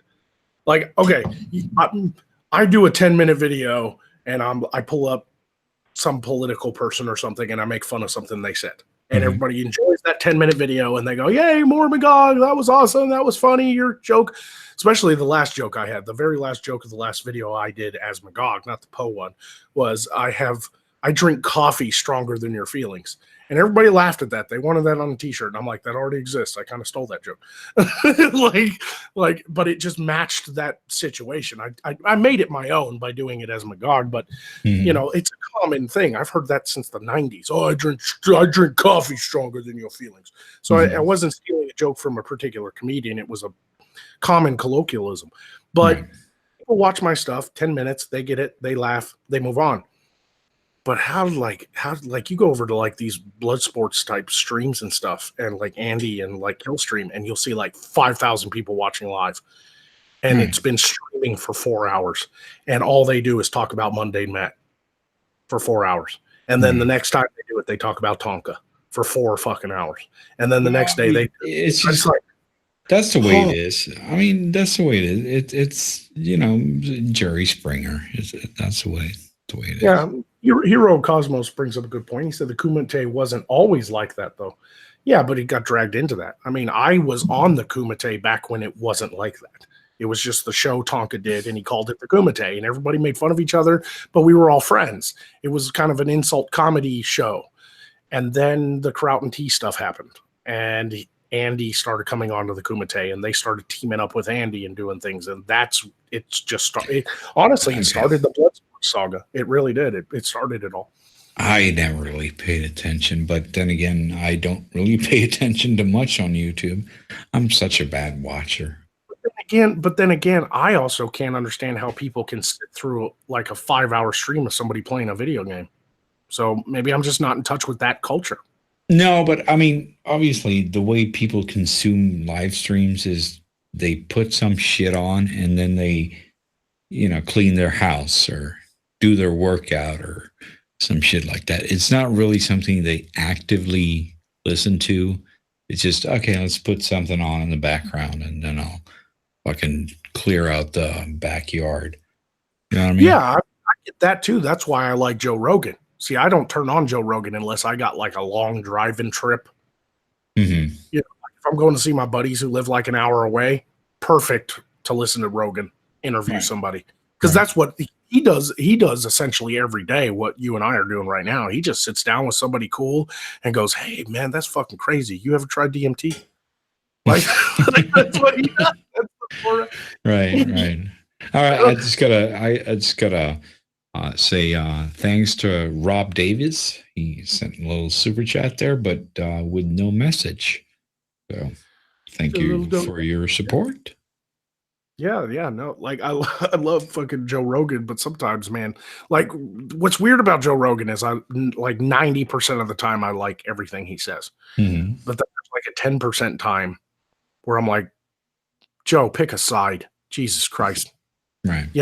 like stop sitting on the fence on some of this stuff. Like one guest he'll have on and they'll talk about something, and he'll be like, yeah, man, that is really fucked up, man. I can't believe that people do that, and then you're like, cool. And then he'll get a different guest on who's maybe on the other side, and they'll say something over the same topic, and he'll be like, yeah, I get what you're saying. Yeah, I don't understand that either. And I'm like, that's what you said to the other guy. like, pick a fucking side. Well, I guess he's just not a partisan. Yeah, and I respect that. He's just a curious guy who just loves having these conversations. The thing is, he works much better on YouTube than he did, in his TV career. Yeah, but I mean, he was very limited in his TV career. I mean, he was doing like what, Fear Factor and shit. I mean, that's not exactly long form. Well, he did have one of those, like, what was it called? Yeah, he did, didn't he? He did. He had it was called like Joe Rogan Investigates or some shit. Yeah, it was that weird show he did where he talked to conspiracy theorists and people who believed in aliens and shit like that. Yeah. Yeah. And he was like, I don't know if he had anything to do with how they directed that or not, but they made him look fucking retarded. Yeah, I'm really glad he was able to redeem himself from that show by doing the Joe Rogan Experience because I was like, the first time I heard he had a YouTube channel, that was my experience of him from that show. I was like, that fucking retard? Right. Why would anyone want to watch that fucking retard? Yeah. I just personally, I like I said, 90% of the time, I love Joe's show. And honestly, if I ever got big enough to get his notice, I'd love to be invited on and I wouldn't even care if it's like one that he did live. I'd just actually like to talk to that motherfucker for 2 hours. I think it'd be an interesting conversation. Right. I think he's certainly a lot more interesting than he was in his TV program. Yeah. I wish my 30,000 fans would just all at once simultaneously tweet at Joe Rogan and be like, get Magog on. Because like, I would actually love to just sit down and just be like, I can't wait till he asks the question. Like, I'll just be talking to him, and then he'll come out with it and be like, bam, hey, man, have you ever microdosed? Like, I just be like, yes, I got a Joe Rogan question. My life is complete. No, I mean, I think he's a really interesting guy, and I'd love to talk to him just for a little bit, Right. And he gets such great guests on. I think that's what comes with having such a big name and such a big pool. You get millions of views. His podcast gets downloaded 10 million times a month, and shit like that. So he pulls in the greats, man. Just a couple days ago, he had Mike Tyson. He had fucking Steven Tyler, lead singer of Aerosmith. I mean, he gets, fucking Neil deGrasse Tyson. He gets fucking Jordan Peterson. He gets fucking all kinds of people. He got MMA guys and comedians and man. Yeah, pretty much. He's got the A-list. Yeah, he gets the Hollywood, like he gets the actual like A-list celebrities and Hollywood types and scientists, and he had fucking Elon Musk. Yeah. Elon, like one of the richest motherfuckers in this country, he had on his show. Yeah. You know, that's when you're the big time. Yeah. That is amazing. That is amazing. And he made the fucker smoke weed. And half the company went down the drain. Yeah, man, that was a great show, Elon Musk. That was a good one. Yeah. How often do you see a motherfucker the company didn't like it. But how often do you see a motherfucker like that sit down for an interview for that long? You really get to peer into the mind of someone who is really that like insane intelligent, you know? Right. Like that's what I love about Joe's show is it's not like the segments on the news where it's like, we'll do an hour interview and we'll cut it down to like 10 minutes and take everything you've said out of context. It's not like that. Yeah, and then take everything to make sure it sounds as bad as possible. Yeah, exactly. So that's what I love about Joe's show is I get to hear these other points of views and this kind of like thought process unfold without being edited. Yeah. You know? And it's not edited to be just make it seem like it's the worst thing in the world. Right, yeah. Because, sometimes editing is necessary, but Jesus Christ, the way they edit sometimes. Holy shit. Yeah. Like I guess I'm like too fat to be on a show. Grill the fuck out of me. Let's go with that. Okay. Grill the fuck out. Even if I was like world famous, I don't know if I'd be invited on Joe Rogan's show. And even if I did, I'd have to spend an hour explaining why I don't, work out. Like that's a big thing he talks about to almost everybody is how healthy are you keeping your body? How much do you work out?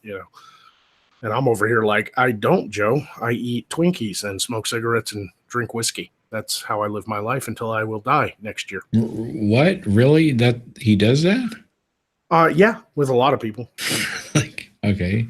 You want me to come over and punch you in the face or? No, I mean, is he doing the moral thing? No, it's just he wants to see people be the best they can be. That's a lot of what he talks about is being the best person that you are capable of. Like he's shaming them? No, I wouldn't say shaming. Okay. He is a comedian, so he cracks jokes and stuff, but right. Fat fuck. Yeah. But it's an inspirational thing, but he constantly talks about that human psyche and that part of you that is constantly like, oh, just take a day off, like you deserve it. Like, oh, your ankle hurts. Don't run today.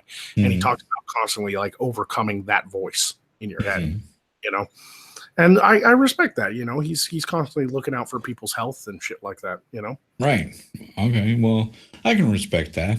It just shouldn't be about running. It should be about doing your fucking job. That one too, yeah. But I think it would be interesting if Joe once in a while, like once a month, gets like a no-name nobody on his show. Like he's always got dream on. Yeah, he's always got these A-list guys and these MMA fighters and these actors and comedians and these singers and songwriters and band members and rich industrialists and it's like politicians and scientists. Wouldn't it be nice to like once a month be like, this is the Joe Rogan experience? Average Joe. Call it the average Joe since his name is Joe. And it'd be like, this is the average Joe episode for the month, and just like pull one of these like younger YouTubers or young entrepreneurs who just started a business out in like Alabama or something. Like find somebody. I wish I could say that, but just dream on. Yeah, I'm just spitballing ideas. If he ever heard this little segment, I just want to say, Joe, that would be awesome to see. Of course, but he's not going to do that. It's so easy in like Joe's world because he gets all those people. It's easy to also lose touch with what the bulk of the world is, which is your average people just trying to survive, you know. But no matter how average your life is or how much money you make, everybody still has some interesting stories to tell or interesting things to say. And I think Joe would benefit from that, is all I'm saying. You know? Well, I don't know. I don't see it happening. Anyway, All Out of Bubblegum has a super chat. And Okay. he says, for you, Magog, it was Joe. For me, it was coast to coast for the long drives across the country. Yep. I don't think I know Coast to Coast. Well, sorry? I'll look him up because I think he's saying Coast to Coast as like that's a podcast or something. Is that what you're saying, Bubblegum? I don't know. Maybe he's just driving. No, he says for you, Magog, it was Joe. For me, it was Coast to Coast for the long drives across the country. So I'm assuming Coast to Coast is some sort of podcast. Well, it wasn't a capital C, so it doesn't look like a name. Yeah, I'd have to look into that. But everybody's got some sort of long form show they do, like when time is available. Like you're doing housework, you're at the gym or something. People listen to audiobooks. What's wrong with listening to a podcast? You know? Yeah, exactly. I love the podcast format, like the Unprofessionals, like that we do. Like we gave it a name because of that one fucking joke. But like if it could be like a once a week thing, and because I couldn't do what Joe Rogan does every day. There's no way. But just once a week, sitting down with you and having a guest on and talking or sharing ideas or something like that. Like I promised Failure that I'd try to hit him up next time we have a planned stream. I didn't want to message him tonight because this was kind of unplanned and last minute, type of thing. But it'd be nice to get Failure on and catch up with him and stuff, But imagine guys like me and you who like to talk about all kinds of random shit, science, movies, pop culture, politics, social issues, all that stuff, and then grab somebody out there on the internet and just pull them in now and again and be like, what's up? What you been up to? It's fun stuff. I mean, they would have to be interested in talking about that kind of stuff. Otherwise, it'd be pointless. Well, yeah, we'd also have to boot them and be like, get the fuck out of here. You ain't talking. Like, okay, but now you're getting dangerously close to just, no, that was a joke. Shit. That was a joke. No, I wouldn't do that. I mean, obviously, if someone's an idiot, you're going to boot them, but, that's not the point. Well, I only brought it up because I do feel like this format really does work with people who like to talk about all kinds of shit. Yeah. And it would be interesting to hear other people's stories or other people's takes, and I think the audience would enjoy it too. It would just like the only reason we don't do something like that is one, you and I have different work schedules and stuff. So we only do this when it lines up and, benefits both of our schedules. Yeah. And two, there's no structure to it. So sometimes we'll talk for 2 hours and sometimes we'll talk for more. An eternity. More hours. Yeah. You can't really do a professional podcast that way. You have to stick to some sort of structure. Like, Yeah. Still, I am thinking about going ahead and doing at least like some sort of emblem or artwork for this show so that we can put it up on the screen, like that would be that's cool. Like, kind of a Expendables thing. Yeah, that would be wicked, But yeah, man, I enjoy so much about the internet, and that's what's. I still truly do believe that the future is the internet.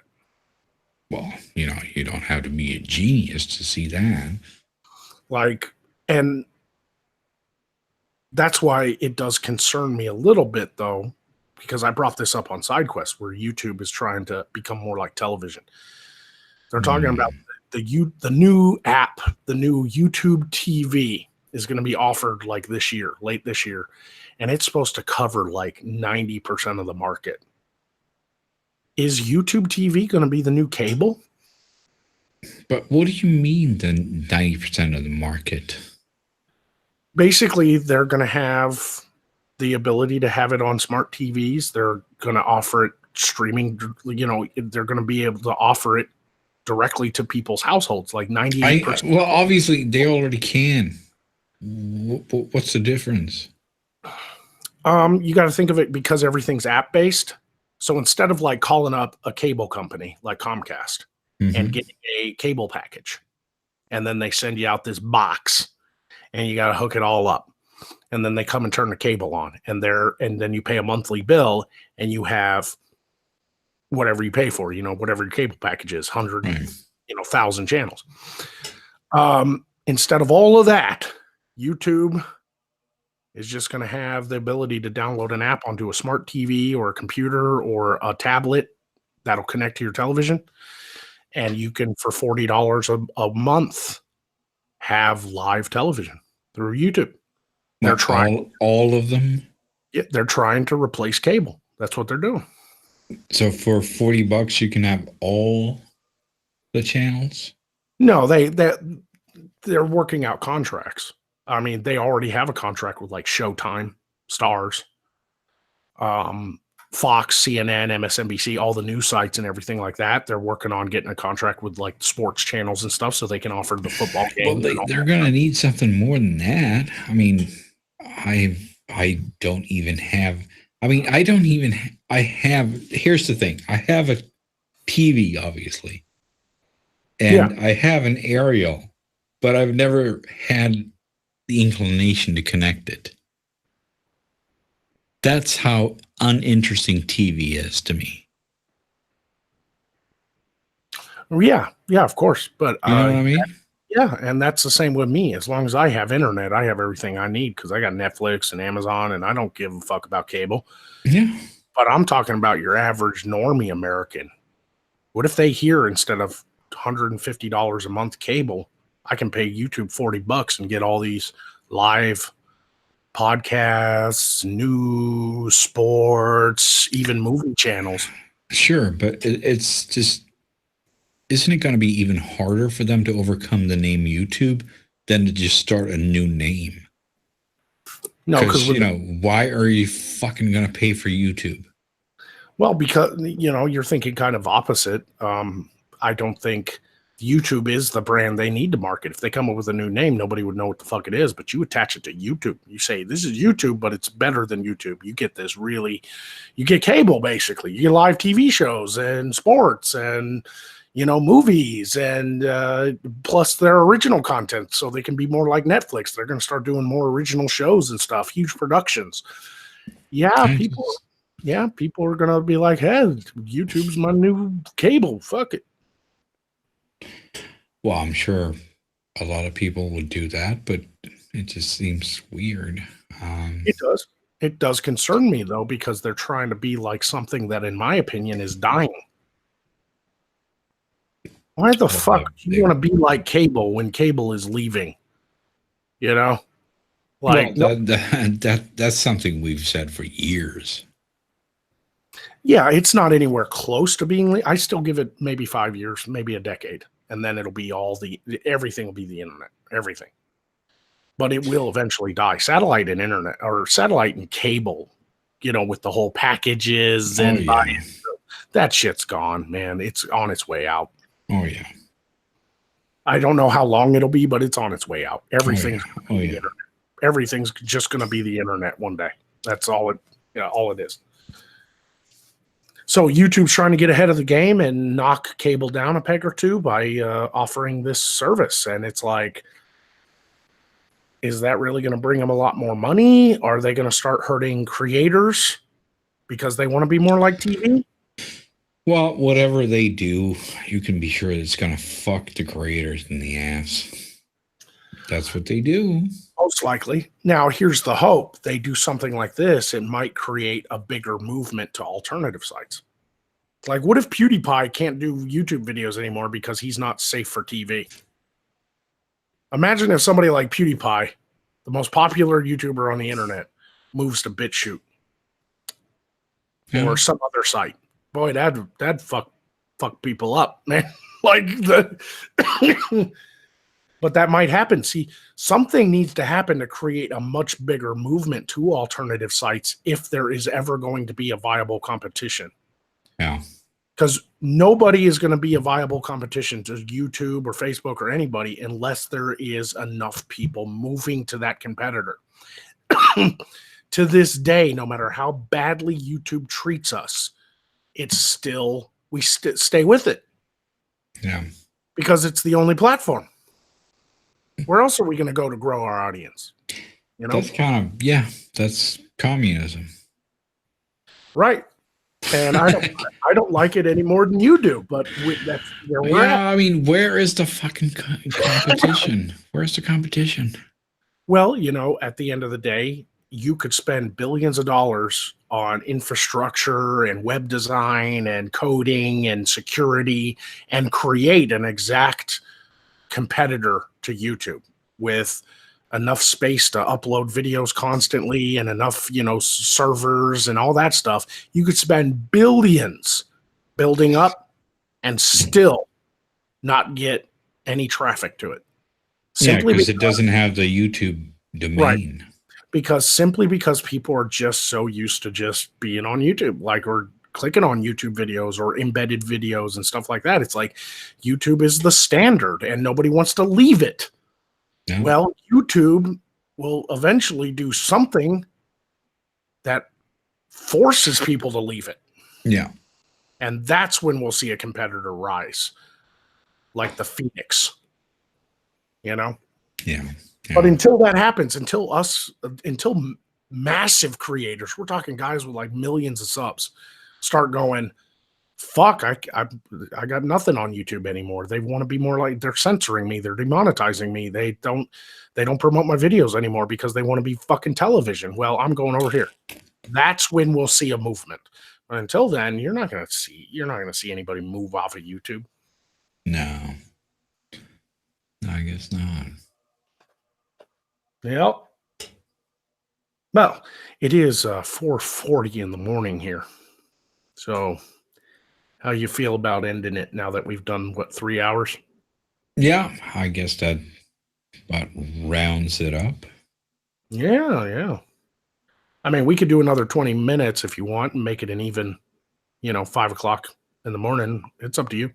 I just wanted to point out the time, All right. Let's make it even, what is it, 4 hours? Yeah, 5 a.m. my time would put us at about 4 hours because I think we started just after 1 my time. All right. So let's make it an even 4 hours. Well, what should we talk about for 20 minutes? For 20 minutes, Alex. What? This bad Alex Trebek yoke. Oh yeah, okay. Yeah, I didn't get that. Dude, I never really watched Jeopardy all that much. I didn't watch game shows. Sorry? Like, I know what they are, but I did not grow up watching game shows. I felt like that was like daytime TV. Yeah, it is. It is. I mean, I think Jeopardy's still on, but Jeez, really? I think so. It's just, it's just part of your cultural zeitgeist, I guess. Yeah, of course. Now there's an interesting topic. Where's all the YouTube game shows? That'd probably be illegal.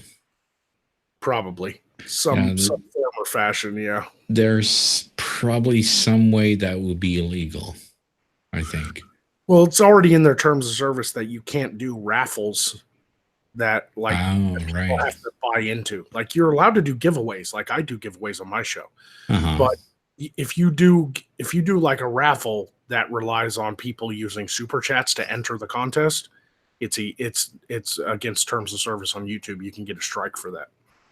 Right. It basically, they allow giveaways and contests, but everybody has to have a chance to participate with no purchase necessary. Right. And so doing a game show where people actually participate and win something might. But that's not really the same, though. Yeah, but it might fall under gambling. It depends. Like, are you giving away money or are you giving away prizes? Like, yeah, but it's not like they don't have to buy into it. They just have to be invited. Right. They have to be the person chosen to be a participant on the game show. So right. maybe it'd be fine for YouTube. It probably would be. I don't know. I'd have to look at all their terms of service, though, because I don't know if they allow you to give away money. And you think you're going to be enlightened by their terms of service? You raise a incredibly valid point. You're probably not going to figure much out of that. It's going to be like, maybe it's okay, but if it's not okay, then we're going to fuck you up the ass and we're going to win. Yeah, can we, like, I don't know, for the future, can we lay down some guidelines that these social media internet companies have to get rid of these ambiguous terms of service? Can we do that?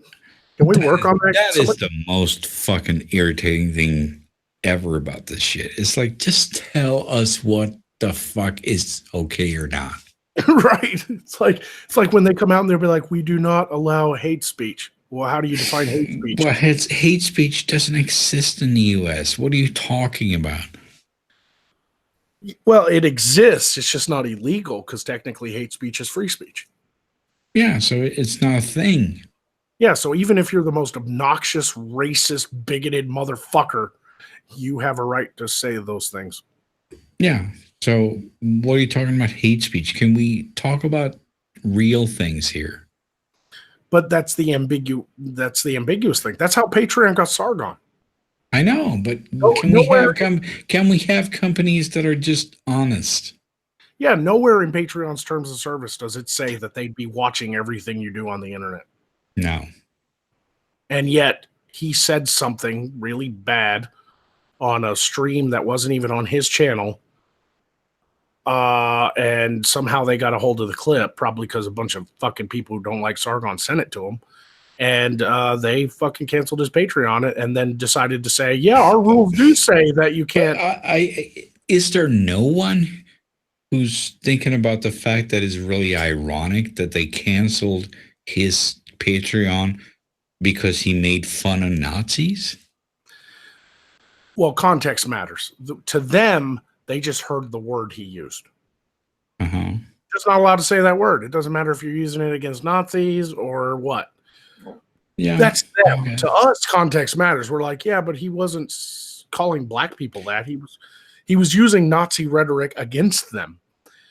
And to us, that's funny. Honestly. But it wasn't even supposed to be funny. It was no, it wasn't. It was just, like, listen to yourself. Yeah, it's kind of like when was it? Oh God, who was it? Netflix? Yeah, it was a Netflix executive who said that word as kind of like a speech he was giving about words you're not allowed to say. So he had to say the word. Yeah. So he had to say the word in order to say not say it, and they fired him for it. And it's like, it doesn't matter. He said the word and he was white, and it's kind of the same situation with Sargon. If it had been a black guy saying that word, he would have never been fired. Yeah, okay. I'm just gonna bring up my black friend here to say this word for a second. That's what we need, more black YouTubers to stand up and go, if y'all need to say this word, contact me. I will come on your show and I will say this word when you're about to say it, and then it'll cut back to you. I would just love that. I just love to do a Magog video. It'd be like, I can't believe these, and it cuts to some black guy, niggas, and it cuts back to Magog.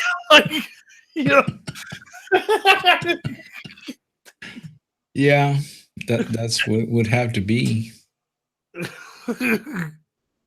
That would be fucking hilarious. Get your boy Pat to say the fucking N-word for me so I don't get in trouble. Because it's true. If that executive at Netflix had been a black guy and he got up on stage and was like, "Y'all niggas need to stop saying niggas," like he would not have been fired at all. No, He's a black guy saying it. Some words are protected based on the race and class of the person that are saying them. yeah, and we just cannot have that kind of thinking. It's not going to bring us forward. Right. Yeah. I mean, at the same time, too, like a lot of times when white comedians would use that word, it was because they were trying to push that boundary and trying to say that the word doesn't matter, the context does. I just don't remember a time when white comedians would use that, though. Carlin did it. Okay. I specifically remember a series. Yeah. George Carlin had a stand-up. George Carlin had a stand-up back in the late 80s, early 90s, where he was talking about, he's like, he did the whole line where he was talking about that word in the context of it. And he was like, you never hear about Eddie Murphy or Richard Pryor worrying about saying that word. Why? Because they're niggers. Like, he actually said it. okay. And it was like, oh my God, he did it. And it was still a controversy, but he didn't get the flack for it that you would get as a comedian nowadays. Okay.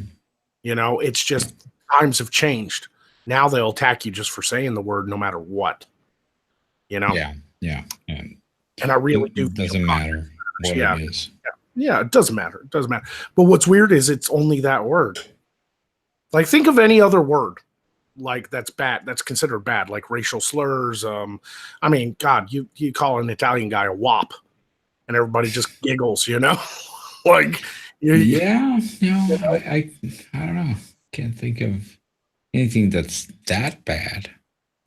Right. And it's like, it just is that word for some reason. Like, we were talking earlier about how Nazi just gets thrown around, and now It's just become like a nothing word. Like, almost every word in the English language, except for the N-word, is pretty much okay for everybody to say, even if it's a really bad racial slur. The N-word is just the most devastating word in the English language in many ways. It can ruin your fucking life and make you lose your job and make you get kicked off of Patreon. And like, it has such power. There's so much power in that fucking word. It's the only word. Like, nobody brought up the fact that on that Sargon stream, he was also saying fuck and, shit, like nobody cared about any of Patreon didn't care about those words. They cared about that one. It is literally the all powerful word of God. Well, I've just never believed in that kind of censorship. Neither did I. Like, jokingly, I just said the word on this stream. Somebody in the future could easily clip that out, send it to Patreon, and have me kicked off. That's why I shut down my Patreon. Just so I can say nigga. That was a joke. It's a very, very strange word. Like, what if that word didn't exist anymore? Like, what if people just stopped using it altogether? And like Ralphie May, he used the word a lot. Ralphie May, comedian, big guy, big fat guy. I don't remember. Yeah, he had a whole comedy sketch about, like, what if we took all these like really bad racial words and just started naming delicious snack cakes and cookies those words? Okay. And then just start getting comfortable using those words for those delicious snacks. That way, in the future, people won't even connect what that word originally meant. They'll be thinking of the snacks. So he did this old joke where he's like, I love these niggas. These are delicious. Like, would you like a nigga? Like, and it was really funny because he was talking about maybe just naming these delicious chocolate chip cookies niggas so that the word didn't have that power anymore. And that was from a white guy, seemed to be fine with everybody. Everybody laughed at it, but it was all about the context. He wasn't saying that word in any hateful way. He was trying to take the hate away from it by applying that word like you've to pointed cookies. out, context doesn't matter. Nowadays, it doesn't. I guarantee you, when I saw that Ralphie May stand up and I laughed at that, that shit was back in like 2005. Right. If Ralphie May tried to do that skit nowadays, he'd probably get fucking spit roasted. Yeah. So there you are. Context doesn't matter anymore. It really doesn't. I really feel like it doesn't. And it really sucks to say too, because everything that I've said, even though I've said the word repeatedly over the past 6 minutes, in context, you know good and well that you have demonetized the stream. All right. Yeah, Are you happy now? Yeah, but you got super chats. You're good. You're all good. And it's on your live stream channel, so maybe if you get a strike or something, you can't.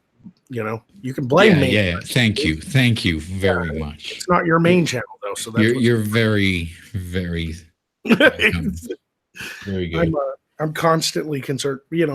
That's another reason why I love talking with you, man, is because you don't try to censor me and shit. I have been on streams where people are like, don't say certain words. I don't want to be demonetized. And it's like, dude. Well, it happens. It's like, whatever. I'm not trying to hate you for telling me that, but man, you're playing their game. That's exactly what they want you to do, is be like, Yeah. That's exactly what they want. They want people to just follow their rules, no matter how ambiguous they are. Yeah, that's true. That is true. And what I hate is that I thought we were over it all, or at least getting there. I remember. Oh, that is the biggest problem ever. I really thought I was growing up to become part of the fucking Star Trek future, man. When I was a kid. God, can you remember watching like movies from the 80s and there was like a black character and you didn't notice? Oh yeah. There was always like every movie had black characters and you never cared.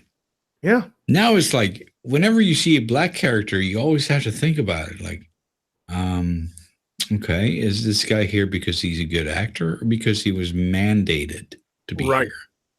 Oh, and that literally is what pisses me off the most, is like I can remember. Because they destroyed what was already built. Yeah, they destroyed everything we worked hard for, to get away from the racial shit, to get out of the fucking, civil rights movement was over. Equal rights was, the Jim Crow laws were gone. Everything was heading in the right direction. You'd be watching Ghostbusters and like I'm being a kid and watching the original Ghostbusters, and I did not think one instant about Winston being black. I didn't care. No, he was a guy who walked in on the street and wanted a job. That was great. He had great lines. Everyone loved him. It was awesome. And it never dawned on me that he was black. No. It never did. I just wasn't raised racist. It was, he was awesome. He was just part of the team. Yeah. Yeah, it was just like, God, he was just there. And then all of a sudden, and I could name a ton of movies. Lethal Weapon, Danny Glover. He was black. I didn't care that he was black. He was a cop. He got hooked up. He got stuck with a partner who was reckless and crazy, who was played by Mel Gibson. And it was a great fucking movie. All of them were. It's like, okay, you're black. His whole family was black. His kids were black. Like, and it never dawned on me. I never cared until about 2014 is when it all started to crumble. And I don't know when it actually started. Probably around that time. What's interesting? Yeah, up until now, do you know what's never happened to me? Sitting in a movie theater watching a movie like The Matrix. I went and saw that in the theaters in 1999. My mom bought me tickets because I wasn't quite old enough to get into a rated R movie. Or was it PG-13? I can't remember. But I went to see The Matrix, and I don't remember once sitting watching The Matrix, and when Morpheus comes on the screen for the first time, I never heard anybody in the audience go, "A black guy!" No. Of course not. Like, who was startled that Morpheus was black? No one. Nobody. No. Not a single goddamn person. Nobody And cared. he's a very cool actor. Oh, Lawrence Fishburne? Fuck yeah. Oh yeah. Yeah. I love that guy. Yeah, Forrest Whitaker too. He's one of my favorites from back in the Was he in that? No. No, I was just I'm naming black actors now. I remember Good Oh, Morning. you're being racist. Yeah, Good Morning Vietnam had Forrest Whitaker in it. Okay. And I didn't care. I'm like, hey, the guy who helps run the radio station is black. So what? I mean, it didn't even dawn on me. You know, Right. You can name tons of black characters in movies. What really got obsessed was like, it is kind of true that when you go back and watch some of these movies, oftentimes black characters were secondary characters. Like they were never a lot of times, especially in the 70s and 80s, they were never the main characters. And so I get why a lot of people started going, hey, how come we can't have more main black characters? Right. But I think by the 90s, that did start going away a little bit. Well, I mean, it's fine if you want to do movies with black characters. That's okay. Yeah, I mean, I've never been one of those guys that said that Black Panther shouldn't happen. No, hell no. I always liked Black Panther in the comic books. And it's like, yeah, okay, if you can make that viable and all that, go for it. You know who my favorite black comic book character was outside of Spawn? Because I mean, Spawn. Oh, Spawn is fucking awesome. Yeah, technically Spawn is black. Al Simmons is black, but you never see him as a black guy. Really, he's all burned up and shit. But my favorite actual like portrayed black guy in all the comic books I ever had was Bishop. I love Bishop. I even had Toya. Bishop. He's from X-Men. Bishop. Bishop, like from Aliens? No, Bishop from X-Men. I've never heard of that guy. Yeah, he was kind of like he went back in time. He was from the future where all the X-Men got killed by Apocalypse. So he comes back in time to try to stop it from happening. Kind of like Cable. And in many ways, he was kind of like Cable. He had like fucking, big laser guns. He had the fucking M over his eye. He had this like fucking, cool fucking look, man. He had like the black man goatee, like I even had a Bishop toy. I was like a little fucking white boy and I had a black guy toy. Like I had a black character toy. Like I didn't care. Nobody cared. Oh, Spawn was awesome though. I am interested in the remake. Jamie Foxx is going to be Al Simmons. Okay. Maybe that'll work. I hope it does because he's a huge fan. He's wanted to play Al Simmons forever. He kept bothering Todd McFarlane. Really? Yeah, like Jamie Foxx, like once or twice a year, Jamie Foxx would call Todd McFarlane and be like, "You making Spawn yet? Are you making a Spawn yet? Another Spawn?" Like he loves that character. Oh, for fuck's sakes, you can have it. Yeah, like honestly, that's how it happened. Like I read an article recently and they had an interview with Todd McFarlane, and Todd McFarlane was straight up like, now that this is finally happening and I found competent directors and I'm part of the project and we're remaking Spawn, we're rebooting it, we're going to kind of ignore that 90s movie because it was fun, but it wasn't what I wanted to do. And he was talking and they asked him like, who do you have in mind to play Al Simmons, and he was straight up just like, Jamie Foxx. I'm just going to give it to him. He won't leave me alone. He's like, he won't leave me alone. So I was just like, get him, Jamie Foxx. I didn't think the 90s movie was that bad though. It wasn't. It just wasn't. It wasn't Spawn. It wasn't what Todd wanted to actually do. The production company took away all his power on the project, and he basically got sidelined, and they fucked it up. They fucked up the whole story. They fucked up all the characters. I don't know. I still liked it though. It was, like I said, it was a fun movie. It's not properly Spawn. Okay, well then they fucking better make it better because I like the original. It's supposed to be different though. Like this is going to be it's going to be an interesting take because apparently they want to tell Spawn this story. This movie is supposed to be, they're going to tell the story of Al Simmons and Spawn through the eyes of the bad guys that Spawn goes after. Okay. So Spawn in this movie is going to be more like the silent killer in the shadows that they're all running from. He's the boogeyman. Okay.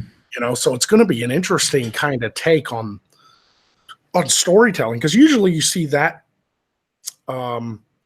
that's kind of a fixture for like slasher films or serial killer movies and stuff like that, where the big titty teenagers are running from Jason. And Jason is the silent killer that doesn't talk. He just stalks the teenager, taking them out one by one, right? Well, if you're in the 80s, sure. Yeah, if you're in the 80s. But if we're in the now, maybe not so much. Well, yeah, it all depends. But, we'll use that as an example. Well, the format for this Spawn movie is going to be that format. Yeah, but I wouldn't compare it to that, if what you're saying is correct. No, think about I'm not comparing it. I'm creating an example in your mind so that when I tell you the next thing, you'll get what I'm saying. Okay. So in old slasher films like Jason, Friday the 13th, the silent serial killer is the bad guy, and the teenagers are the good guys, and they're running for their lives. Right. And Jason is taking them out one by one.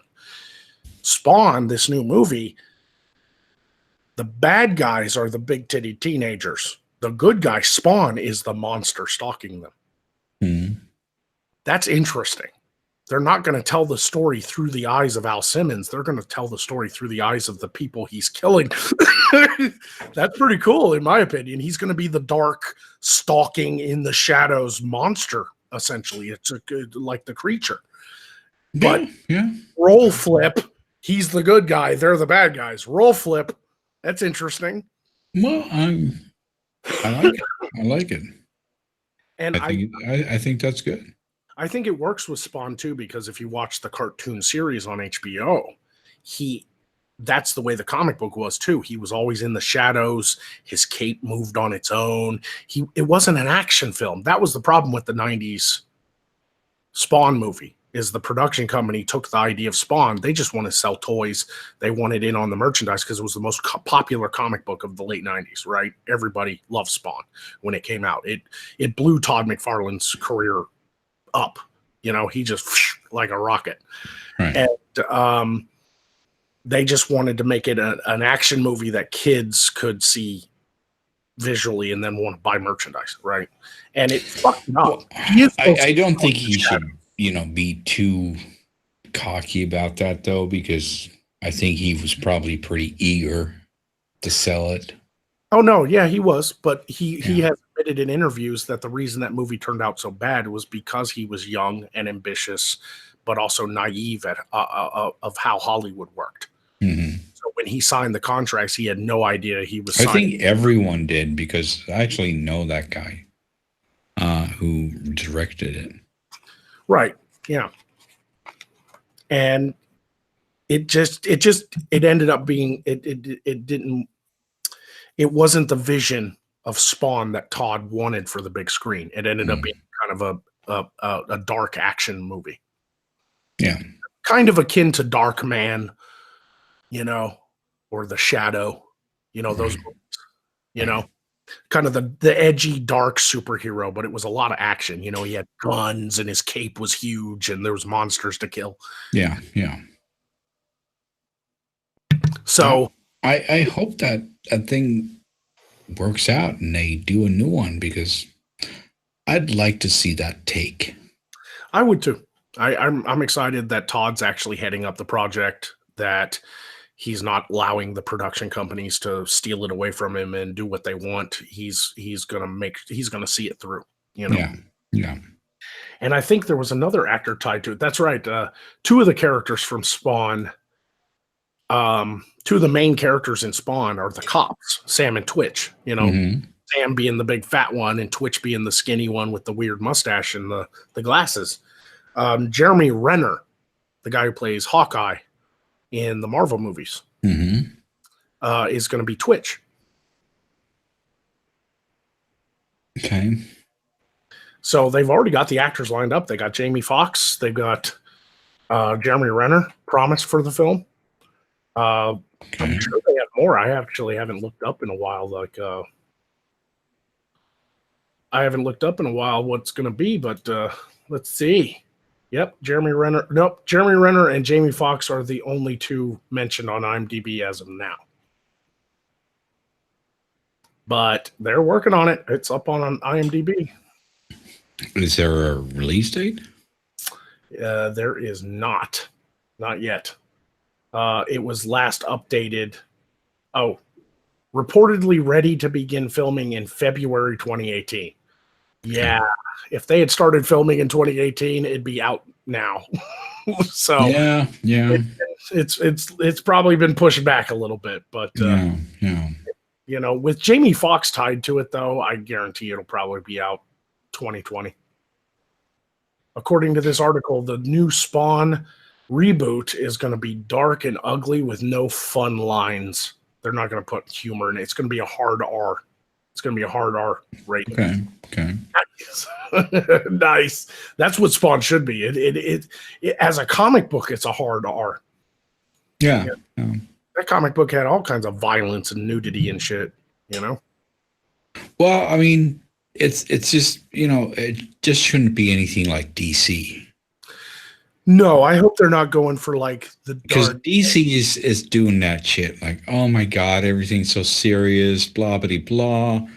It's like, fucking suck my dick. What are you doing? They tried to liven things up a little bit by giving Bruce Wayne, aka Batman, some and Aquaman, some funny lines in Justice League, but that movie just straight sucked. Oh, well, that, you can't just put makeup on a pig. No, that movie was just way too bad to even try to do that. I watched it again recently just because it was on my HBO Amazon, and I just was like, I only watched it when it came out. Maybe it wasn't as bad as I thought. I'll watch it again. Give it another chance. Yeah, I watched it literally about 4 or 5 days ago, and I'm still trying to get rid of the taste. Yeah, it was just as bad as I remember. Unbelievably bad. Very bad. Very, very bad. Very, very bad. And they've been doing this with every fucking movie. Like DC has been trying to capture what Marvel has been able to do, which is walk that razor's edge between just doing everything right. Like the perfect blend of action, comedy, storytelling, blah, blah, drama. Like Marvel's just able to do it. And DC's trying. And they bumping into shit. Yeah, but they always forget the fucking comedy. Yeah, and then they tried to bring the comedy and it didn't fit. You had fucking Batman being like, when Superman... Yeah, but it's like they just try to tack it on. Yeah, exactly. I'm sure they when they do the Marvel things, they actually try to sit down and try to figure out, okay, what the fuck could be the funniest thing that could happen in this fucking movie? And then they write the script when they know that. I still think that the reason DC fails to this day is because, unlike Marvel, they don't have one dedicated, hardcore fan of all their properties running everything from on high like Marvel does. What's his name? Feige, yeah. He is the oversight. There isn't like a team of people making different decisions. No, everything goes through him. Oh yeah. You saw that. Oh yeah, you saw that with the Disney president, right? Oh yeah. You remember that? The report he made. Which one, like specifically? It was probably like, I don't know, like half a year ago or something. He came out and he was like responded probably to The Last Jedi or something. And he was like, yeah, when it comes to the Star Wars franchise, the buck stops here, right? I'm in charge, and all that. And then they asked, like, oh, what about Marvel? Well, Marvel. Yeah, that's Kevin Feige or whatever his name is, right? Yeah, Feige. There was no talk about the buck stopping anywhere there, because obviously the buck is going straight to the bank on that one. There was no getting around that one. There was like no talking about the buck here, because every Marvel thing goes straight to the bank. We don't have to talk about that stuff. Kevin Feige is doing fine. I'm not gonna step into his shit. He's doing all right, but when it comes to Star Wars, the buck stops here. I'm the boss. Yep. So he was that was why everyone was expecting her to be fired. Oh, Kathleen Kennedy? Yeah. Because he said that. That was like even guys who just follow this shit for stock. Yeah, they were like, oh, okay, so she's going to get fired. All right. They're all expecting that. And then she didn't. Well, no. I mean, she's been in this business way too long. I'm relatively sure she has an ironclad contract. He can't find a reason to fire her. Well, they're Disney. Jesus Christ, they can fucking do anything. Yeah. Anyway, we should probably bring it to an end, because I said we should go till 5 and make it even, and now it's 5:11. So, right.